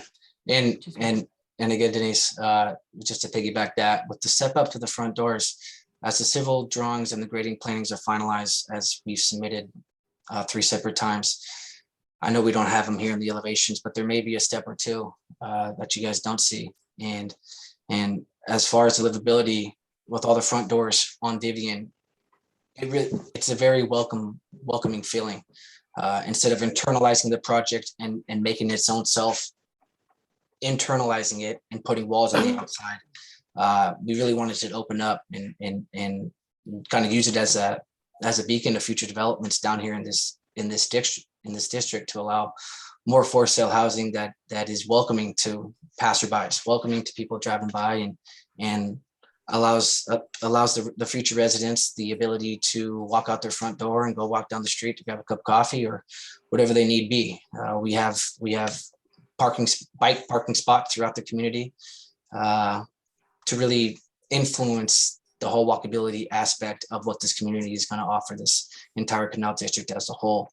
So that's our intention, that's the intent, and that's why you see these elevations as you see right now. Thank you. We're going back to the board. Is there any questions of the staff or the applicants? I had one question. Go ahead. So there was mention of 2 entrances to the project. Can someone bring that up and show me the 2 entrances that are being referenced in terms of the like enhanced materiality?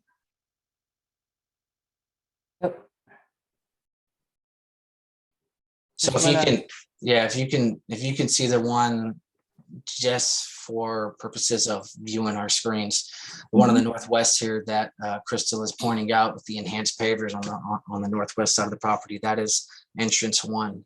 That was the entrance that we thought was going to be the dominant one, as it's coming off Vivian. That's not so much of a busy street, and that's where they can enter there. And the secondary access point is to the east here, which Crystal is circling, that juts directly out to Belvedere. During our extensive talks with fire and public works and city staff and running the gambit to make sure everybody is satisfied and it meets code. We moved it to a direct line here out to Belvedere instead of having the stacking issue.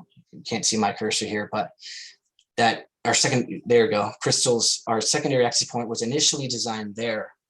We thought it begged to come out onto Vivian and allowed just a more little bit circulated access point, but the city and public works had heartache of the stop sign stacking right there on the corner of Belvedere and Vivian. They're saying if people wanted to exit the property and there were 6 cars or 5 cars parked at that stop sign, that they'd be blocked in.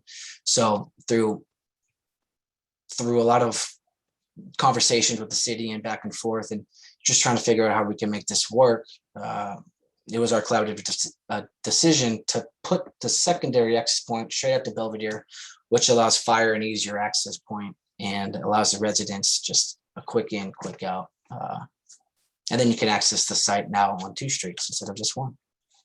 Okay, and are both of those access points two-way, meaning you can come out or go in? Yes. Any other questions? I have a question for staff. Can you confirm that it's a handicap accessible apartment with steps up into it and a stairway with no elevator? The ADA units, if I could I chime think the in. question I'm interested in the was- staff's answer. Question. Oh, I'm sorry. Yeah, our building department reviewed this and they didn't have any comments about the ADA units. I would need to look into that because that's a building code requirement. But I can certainly do that and, Please. and get back to the board. I don't know if I'm going to be able to get you an answer right now, but I'd be happy to look it up as we're discussing and see what I Okay. can find. And then just, Any other questions? Of staff or the applicant? Yeah, I had one question. Sorry, Jeff, about the color palettes. There were 2 color There's palettes. and another I think question? They were assigned to different building types, or is there a choice between the 2 color palettes? I wasn't clear on what the request was from the design review board. And this might be for Matt and Denise. Denise, do you want to take that one with the color palettes? Crystal, if we I can think- go somehow back to that color palette slide, we can take a better look at the colors. That would be great, Crystal. Presentation. In your slide, you had, yeah. It was slide 16. Yeah, give me just 1 second. She's doing 6 things at one time. Here we go. So these are the 2 color palettes that we've selected. Again, tough on depending on what your computer looks like and what my computer looks like could be different. But the idea was that for buildings 200, 400, and 500, which were the more cooler colors, they were going to be the colors that were out at the street. And I believe those are the ones at the street. And buildings 100 and 300, which were down on this internal to the project. Yeah, the 100 and 300 buildings are good. The internal ones would be the more warmer colors. I would call them more warmer colors. Those on the southern part of the palette too. Okay. They're very that helps. complementary to each other, we think, but that was the plan. Got it. Thank you. Yes. Any other questions of staff or the applicant at this point? Jeff? Yeah, Kevin, it looks like you've solved all your stormwater management without the use of any bioretention from your description. Yes. So there'll be no impacts at all on the landscape or the look and feel of the landscape to solve stormwater. There should not be, no. All right, great, thanks. I have one more question for staff. What else? Is there enough landscape? Isn't there a per unit requirement? A square footage per unit of outdoor space? Have they met it? Are you talking about usable outdoor space or Yes. sorry, usable open space? There's not a Yes. requirement in the NC zoning district for usable open space. Okay. Okay. Everybody satisfied with their questions? Let's.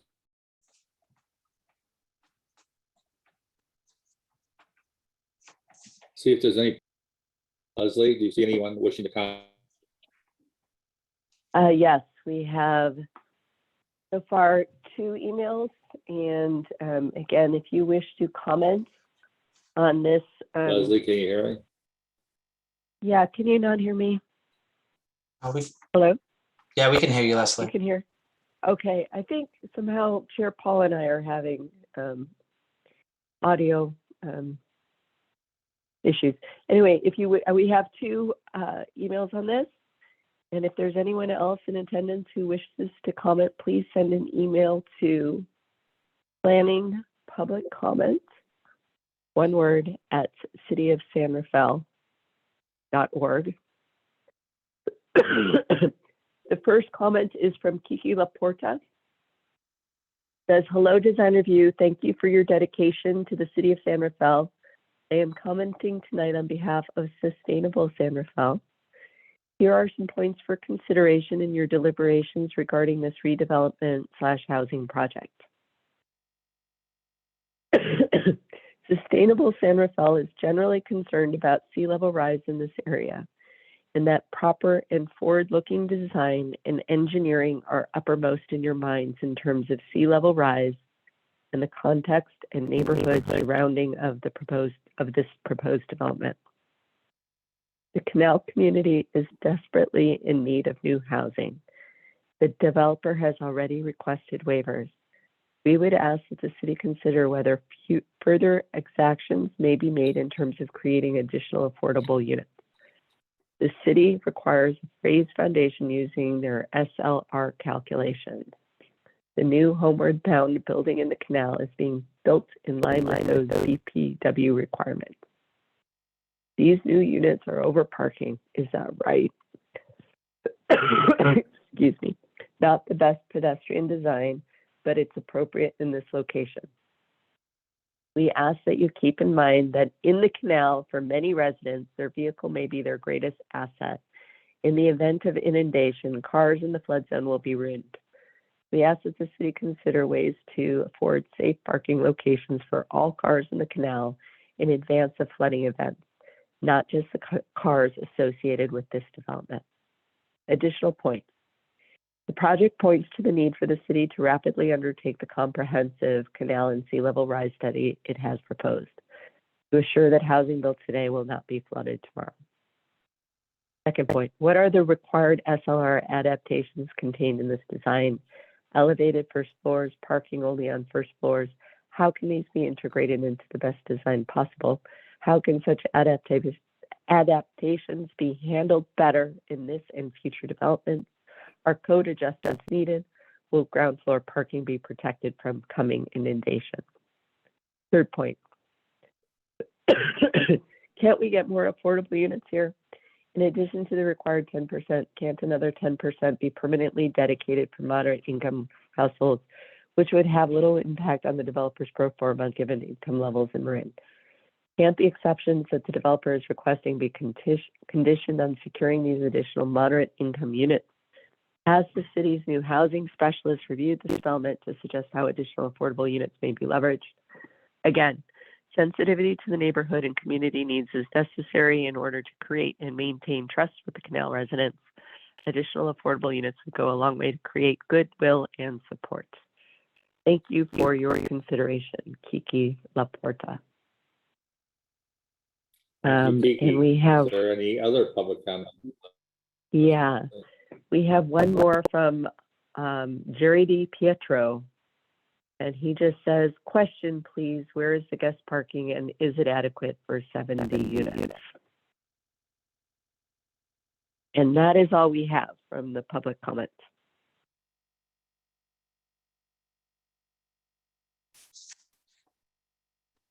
With that said, I'll close the public hearing. bring it back to the board. If the board has any follow-up questions of staff or the applicant first, before we start the comments, is there any other follow-up questions? No, seeing none, then let's start the comments. And Jeff, do you want to start? Yeah, sure.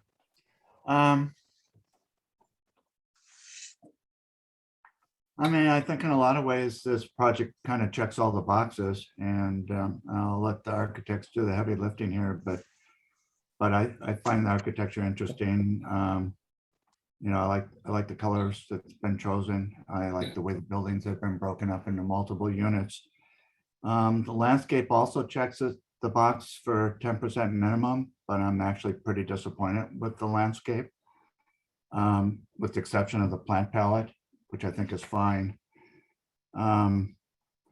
Is it possible to, the staff report on, I think it was page 22, and it had figure 8 and 9. So it showed the conceptual landscape plan versus the plan that's being suggested now. If not, I'll talk without it.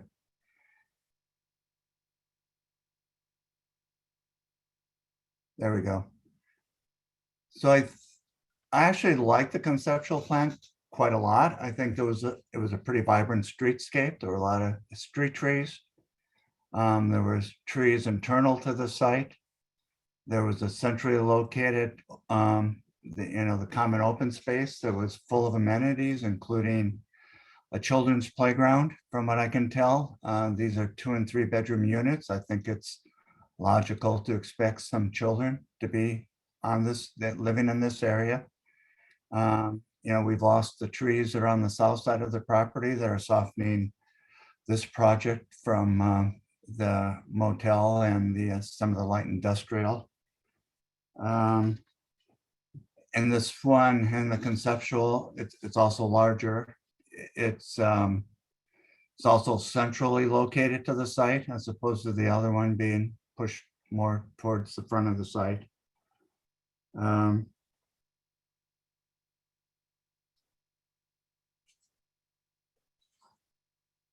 So again, less amenities, no playground. You know, 70 units, there's a couple of barbecues, a little place to sit. Small turf area there. If you have a turf area one, I'd recommend artificial turf and not real grass. But if you're in the very middle of that turf area, you're never more than 30 feet away from somebody's front door. So I think at the very least, I think, you know, if you're using that space, you may feel at least like a psychological intruder to the people that have homes there. So I really think that square needs to be larger.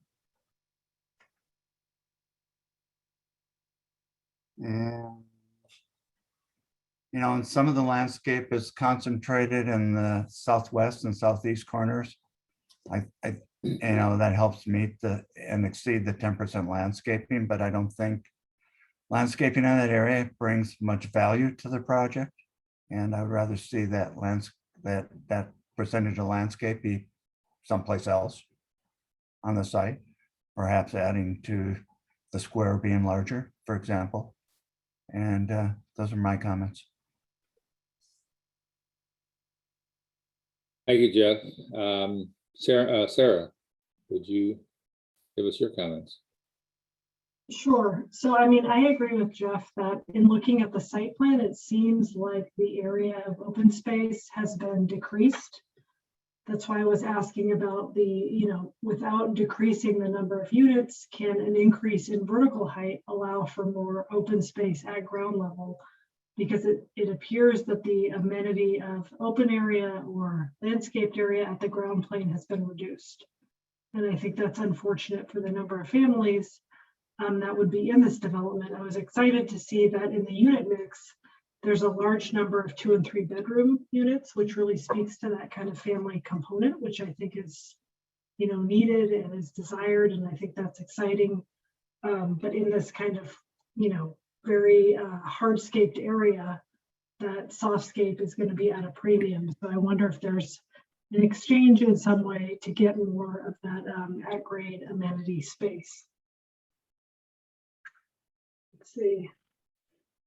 In terms of the entrances to the site, I had asked about that previously. I think that the garages opening kind of inward is going to create a very busy street. So the idea of a two-way street to me makes sense. I wanted to look at the color palette for the two project types because I think the palette described as the more warmer for the 100 and 300 buildings. I'm a little worried that it's just too beige and too fleshy. The palette too, like that, the oyster bar color and that Zeus, I think are definitely warmer than the palette one. But to me, I would prefer that there be a darker or a lighter shade of palette one colors versus a beiging of the colors in order to coordinate them. I think that would be more successful, but at the same time more timeless versus adding that khaki kind of beige to the palette.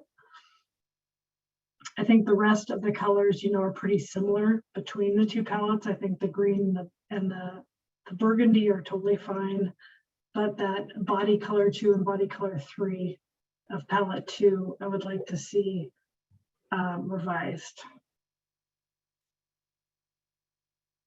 And then I think in terms of the breaking up of the buildings along the different facades, again, to me, the buildings themselves are well articulated, but that addition of green space or open space or amenity space, whatever you want to call it, at the ground level is just at such a premium that I feel like it's been reduced in this scheme. And if there was a way to get some more of that back, I think that would be a huge amenity to this community. And I think that is all my comments. Can I make a couple more before we move on? One is when we look at a lot of the elevations, we Yes, see a sure. lot of trees. Pardon? Go ahead. When we look at the elevations that are being presented now, I see a lot of trees on it, and that seems to be more reflective of the conceptual plan than the actual landscape plan that's being submitted to us tonight. And then another observation I'd make in almost every case with few exceptions, when you walk out your front door, you're walking on the hardscape. So there's a real dearth of landscaping in this project. I know it's supposed to have, it's in an urban area with an urban feel, but I think it's really, if you look at figure 9, you look down through the middle of this project, there's really no landscaping whatsoever. And now I really am done. Thank you. Sure. Yeah, well, I agree with both Jeff and Sarah. Their points are points I was going to make as well. I think what are those buildings called? 300s, the ones that are 20 feet apart, 3 stories high. You're walking out into a driveway canyon. There's no soft space. There's no planting. And I think that the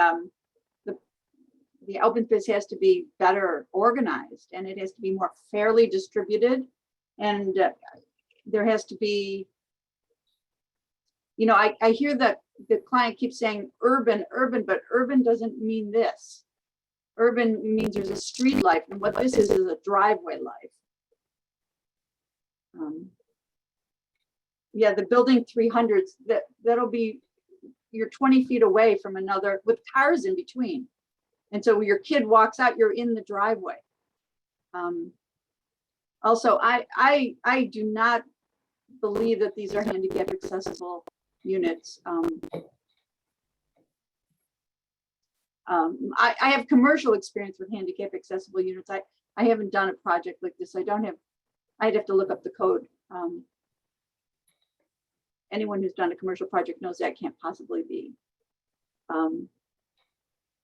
I think, I don't know why we have to look at it to not decrease the numbers of units to make the site workable, because I think at this level of unit with that height limit, I don't know how you can improve it.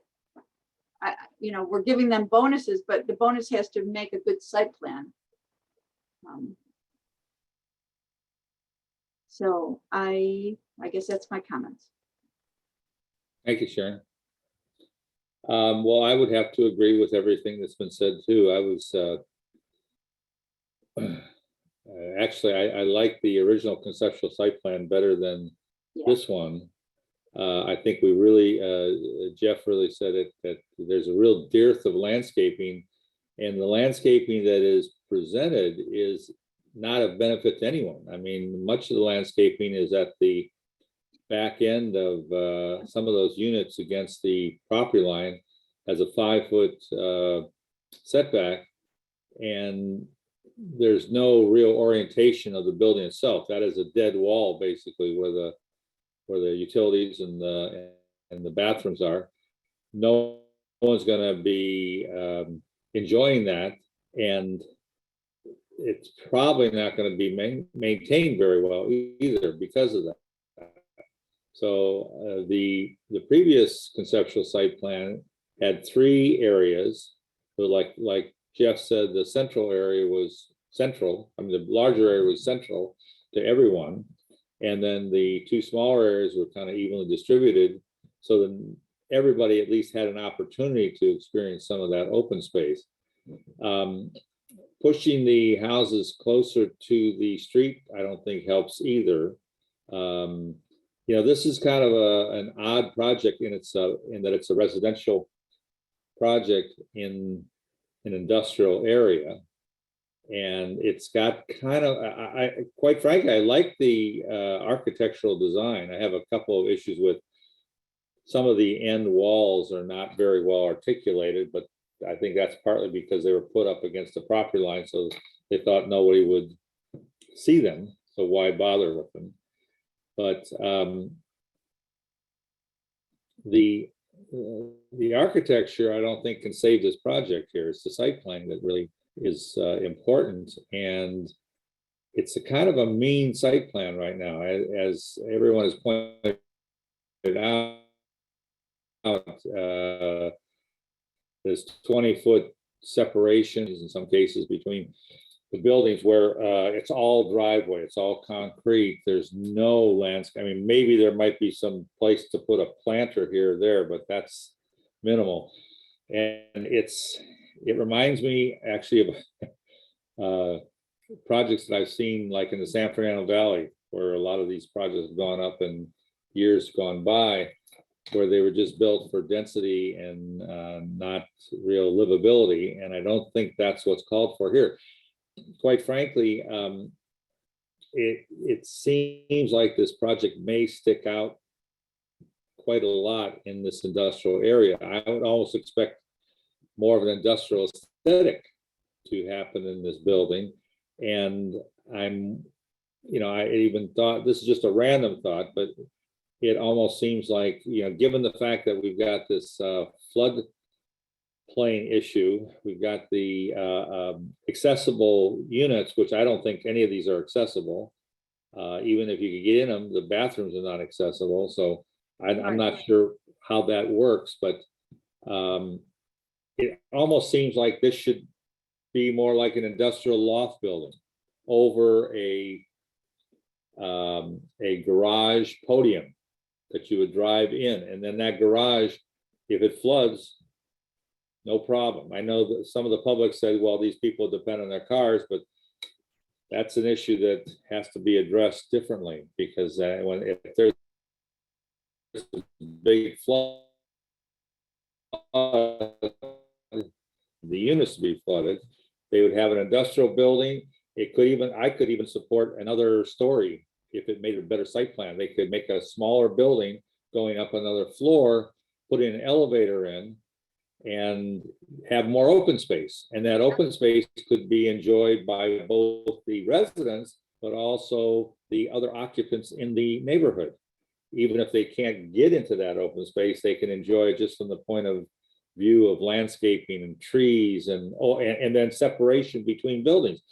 This project is really crammed in here on this site, and it's all basically concrete driveways and hardscape and very little usable landscaping. So I, quite frankly, I'd like to see this go back to the drawing board and maybe start again with a fresh slate, but if not going all the way back, at least going back to that initial conceptual site plan that had a better chance of more livable area. And then, you know, if that one failed because it had smaller, narrower driveways, and the driveways had to be increased to 26 feet, it just means that the units are going to shrink a little bit. But that's, I mean, they have excellent the architects are excellent residential designers, so I'm sure they can come up with a plan that will work. I mean, even if it involves projecting, you know, upper floors over portions so that maybe it's 26 feet at the ground floor and then 20 feet at the upper floors, and introduce bay windows or something. But I am not prepared to support this project. Anyway, is there anyone else? I mean, any other comments that people have before we ask for a motion? Would someone like to make the motion then? Yeah, is there a way that the applicant, this is Matt again, is there a way that the applicant could address some of those? No. I think we've got my sense is that none of us are real happy with the project at this point, the way it is. So would the board entertain some comments from the applicant? Is that okay with you or not? I see one from Sarah. I would entertain it. So how about Sharon and Jeff? I don't know the protocol. I mean, if he wants to, that's fine. I don't think Okay, it's gonna that's change enough. what we do tonight. Sure. Matt, do you want to say something in response to what we said? Yeah, can you guys hear me? Yeah. So I know Denise wanted to mention, Say something? yeah, can you hear me now? Sure. All right, so I know Denise Ashton wanted to step in here and say something. But I guess since I'm the one unmuted, I'll take charge here. I know we always go back to the previous site design of what was presented to you guys at the conceptual review board, and that's kind of why we wanted to say it was important to understand that we inherited that project and inherited the site plan. That not only was it tight, as ours is tight, but the previous site design flat out did not work from a fire perspective, from a public works perspective. Their drive aisle on the east side does not work. So their open space they were able to retain was able to be a little bit greater than ours, just because the site plan just didn't function as a proper community. If you look at their other, I know you guys I've always said that they've spread out their open space a little bit more efficiently, but their open space on the left and the right side of their central open space would only be balconies and a pathway to those units. I don't think that's going to be a public amenity at all. And the setbacks that they have on the southern property lines are only abutting industrial units that we're not tailoring our homes to. So as much as we want to talk about the site constraints and the open space and the landscaping, we're of course willing to add more landscape if we can. Public Works talked to us extensively. I mean, we've been at this for almost 2 years now, dating back to 2019, once we took over this project. Public Works made it very clear that they wanted to see the sidewalk on Vivian Street actually protrude another 6 feet, and took away a lot of our tree wells, a lot of our landscaping that we had on the northern side of this property, and they took it out. They said it doesn't work. They wouldn't deem our submittal complete. And so we kept going back to the drawing board and kept making a plan that works in its entirety. And that's what this plan did. The previous site design had the secondary access point next to Vivian that the city would not do. They would not accept it. And they only had 29-foot buildings with roof decks. So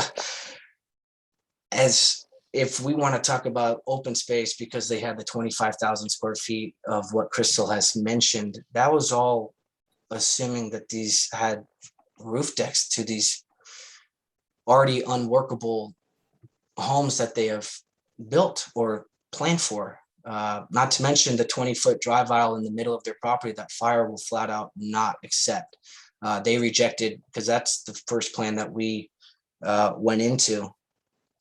And that's why we had to increase that middle drive aisle to 26 feet. So I kept hearing you guys talk about the 20-foot separation from building to building, just on our southern property boundaries to the homes that are on the southerly side. If you guys look at the conceptual design, the very first design that you're looking at, every home was 20 feet across to everybody. So again, I'm just trying to show you that this new updated plan was driven all the way through fire department, public works, as well as planning, and get it done. And their conceptual plan had no private space on the second floor at all. So they were really utilizing their units by adding that roof deck, which I know you guys know this area very well, which we're trying to enhance. And the roof deck option to this property just wouldn't work with fire at all. They wouldn't have ladder access inside the building to get a ladder truck in, as well as the exteriors were just too short. So with regards to the articulation and the tightness of the site plan, which I know you guys have kept talking about, which we're taking in, trying to see how we can alleviate some of the pressures. We thought it would be better to butt up against the industrial and really tailor this project internally, as well as show it from Vivian and Belvedere as an external, comforting, welcoming project to the site plan. Again, this has been our, yeah, go Denise. Just wanted to clarify that this is the third redesign of this project. There's always been give and take with each department of the city, and Public Works wants one thing, planning wants the other, and they're very combative on the two. You can't make them both happy. So there's a collaborative effort across all three departments, fire, Public Works, planning, and then as well as the applicant, to see what we can and can't do to make this project stand out as it does. Denise, I know you wanted to talk real quick. Thank you, Matt. Chair Paul, can you maybe focus the comments that you're looking from the applicant team? Maybe focus what you're asking them for. They've given their presentation, so. Are you asking us what we're asking for? Yeah, it sounds like a second presentation, so I would like to sort of focus their response on what you're hoping to get from them.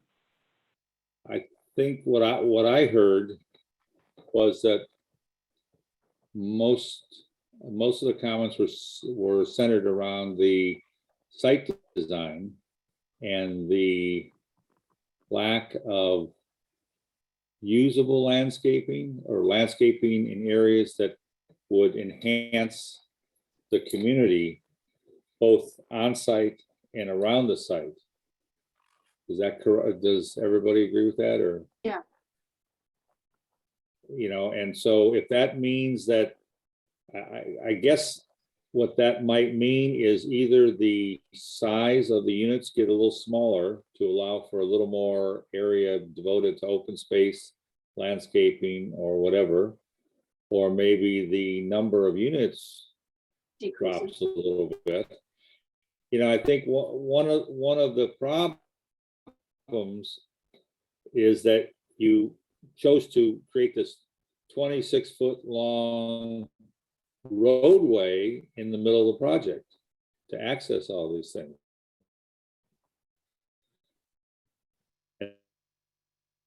And that eats up a tremendous amount of open space that creates hardscape, so it's not usable, and it doesn't create the perspectives from the outside on Vivian and Belvedere look pretty good. But if, for example, you did a perspective looking down that lane, that drive lane, or looking down those 20-foot lanes between buildings 300, that would create a totally different perspective and a view that's what people are going to be living with. And I don't think you really want that, or I don't think the people that live there would really want that. They may accept it because it may, they want to buy a place no matter what, but these things are going to be up for a long time. So we'd like to make them the best possible. So with that, we've heard you, and I think you've heard our comments. So I'd like the board to make some kind of a motion to either approve this project as presented, approve it with conditions, or continue it for further refinement of the design, or disapprove the project if that's what the applicant wants, and then it can go to the planning commission with our recommendation or lack of recommendation. I think those are the alternatives, right? Leslie, am I correct on that? We've got basically four I think you- alternatives for a motion. Yeah, I think you hit them all. So does anyone want to make a motion?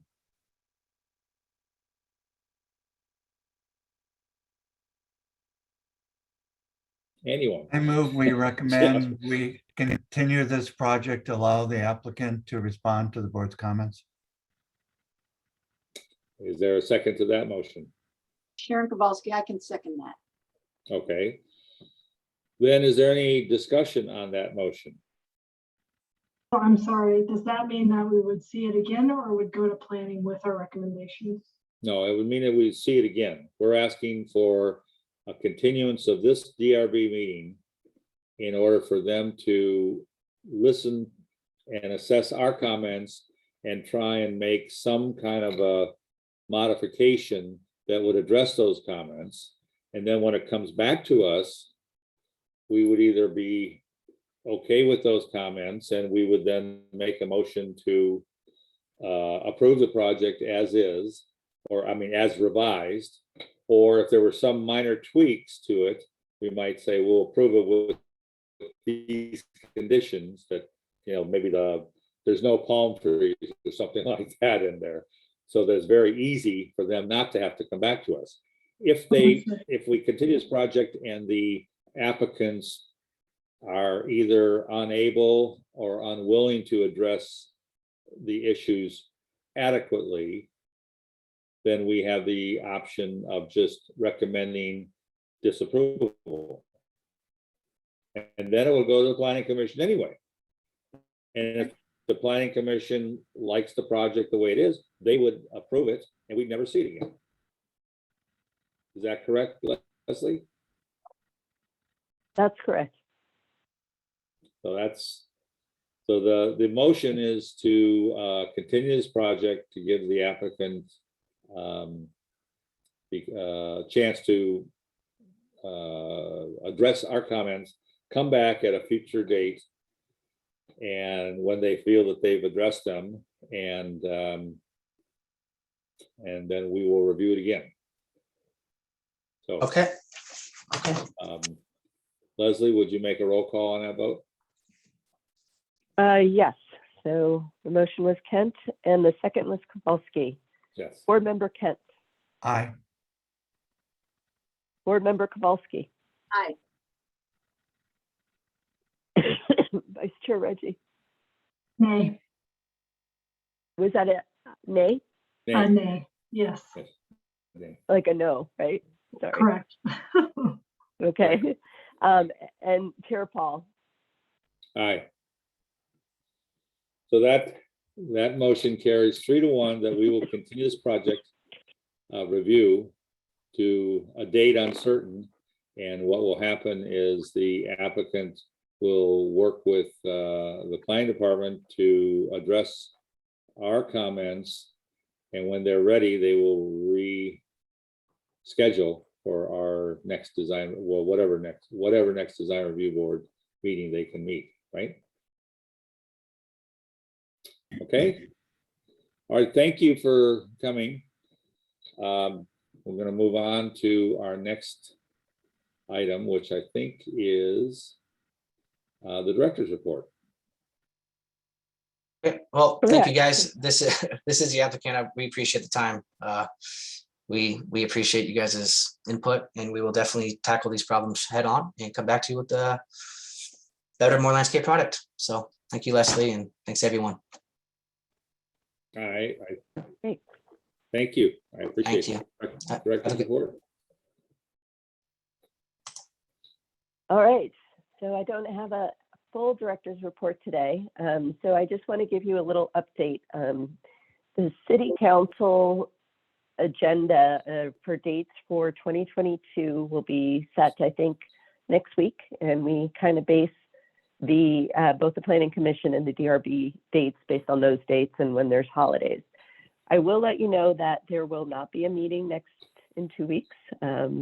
Nothing is scheduled, and also the first meeting in January will not be a meeting. So you'll get official cancellations, but if you, excuse me, if you have plans, whatever, go enjoy the holidays and the new year. At this moment, we don't have anything scheduled for the second meeting in January, but that doesn't mean we won't have it. It's just nothing has been planned yet. But so for sure, you have the next 2 meetings off. Yay. And that, excuse me.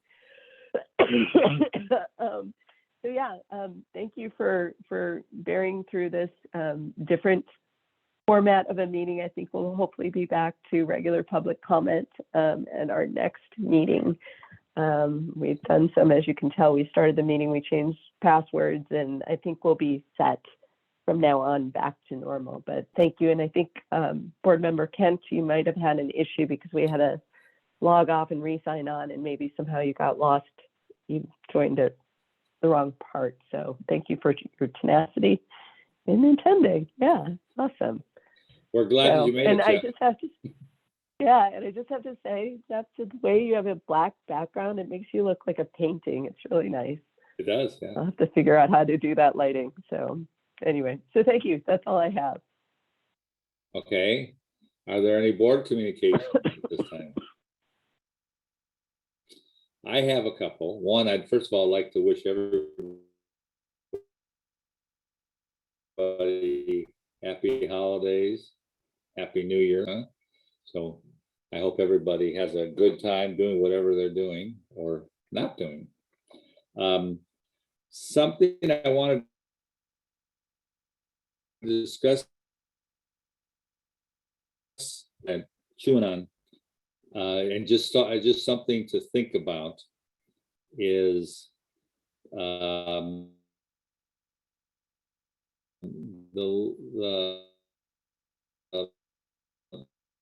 think the last meeting the Planning Commission had approved it, and it had entitlements that were sounding like it had already been approved as it was, and that if it came back to us and we wanted to make further changes or revisions, that it may not happen. And I can understand that, but I think that brings up maybe a quirk in the procedure, the process here, that when we review a project, if we approve it, we should approve it so that we're happy with it, meeting all the requirements, to send it on to the Planning Commission and hopefully never see it again. So that if anything, if it's a minor little thing like color scheme that, we want the colors darker, or we want the, instead of using comp shingles, we want, I don't know, metal roofing. That's something that we could say, we're approving this with the condition that it has metal roofing instead of comp shingles, and the staff can review that. But once it goes to the Planning Commission, it's kind of like accepted as having been entitled. And we could get into an issue, I think we could get into an issue if we come back and at some point then say, well, no, we want this a little different now. And I would like to avoid that. So, it may be get to the point where we would send some projects like this last one, if we do not like whatever the modifications have been, or if we're not happy with the design. We are under a lot of pressure I feel anyway. They want, the applicant certainly wants to expedite the process. They don't want to even go through the DRB. They don't want to go through the planning commission. They just want to get a building permit, but having to get scheduled for the DRB and having to get scheduled, it takes a little bit of time. And everybody's always under a constant time pressure. And so then if we ask them to come back after the planning commission, it's just one more meeting they have to go through, one more scheduling thing they have to go through. And quite frankly, it probably is more expeditious to do it like we did today, instead of sending the project on to the planning commission with the conditions that it come back to us for some additional landscaping or whatever. And then they come back and they don't have enough landscaping and we're not happy. Well, they say, well, it's already been approved by the planning department, the planning commission. So you don't count anymore. So why put them through that? Why put us through that? So what I'm saying is that, we might be better off if we're not happy with the design, say, okay, we don't approve this design. Go ahead and go to the planning commission. If you're that excited about going to the planning commission, cutting the time, go ahead and do it and let the planning commission decide. Then if they decide that they like this project, for example, without landscaping, so be it. We gave them the best advice that we could give them, and they chose not to accept it for other reasons. They want the extra housing no matter what. So I think that's something that we should think about, so that when we have the next meeting in January or February, whenever we be, that we look at projects a little differently and try and make them the best they can before we send them on to the planning commission. And if they are really pushing us to make a decision so they can get to the planning commission, let's make a decision one way or the other, but not put on conditions that they have to come back to us, because I think that's a recipe for disaster, particularly if it's a major conditions. If it's something like I say, any conditions should be something that the staff could then look at and review, make sure that it just meets the letter that we set out. I don't know how anybody else feels about it, but I'm just, if you want to say something, fine, but I felt that I had to get that off my chest and just have you guys think about this a little bit, because I think it's important. That makes sense to me. I have a question about you. Can we suggest to them to ask for an entitlement to go up higher? Like if they need, for some reason, they have to have that many units and that's allowed by planning. Can we suggest you should ask to go higher? That's part of our purview? I don't think so, I don't think so, Leslie, can we? I think it's a process that's kind of regulated by the law of the code. Some things go to DRB, some things even don't even go to DRB. Some things go to the planning commission, some things got to go all the way to the city council. Like I think this last project has to go to city council, right? Because it's basically a zoning change. Was that it? No, this is just a planning commission. And the answer is, Sharon, that's a very good question. So in general, maybe not, and not for every case. This is a density bonus project. So this project has the ability to play with the Lego pieces, if you will, stack them higher and rearrange them differently, because they are allowed different waivers of development standards to accommodate the project. So I do think in a case like this, it is not appropriate. Obviously it's the balance of making what you think are very valid suggestions. And in this case, there was quite a consensus on that with, what the applicant is, ultimately wishing to propose, how willing is he to move those Lego pieces. So the answer is, for this project, yes, maybe not for every project, because if they're not a density bonus project, if they're not asking for a height bonus, they may be like, sorry, they're 30 feet, or, sorry, they have a density limit, like this is what they're allowed to do. So I do think it was a,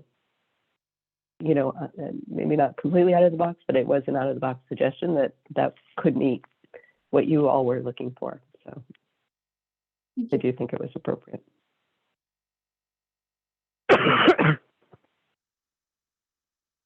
Anything else from the board?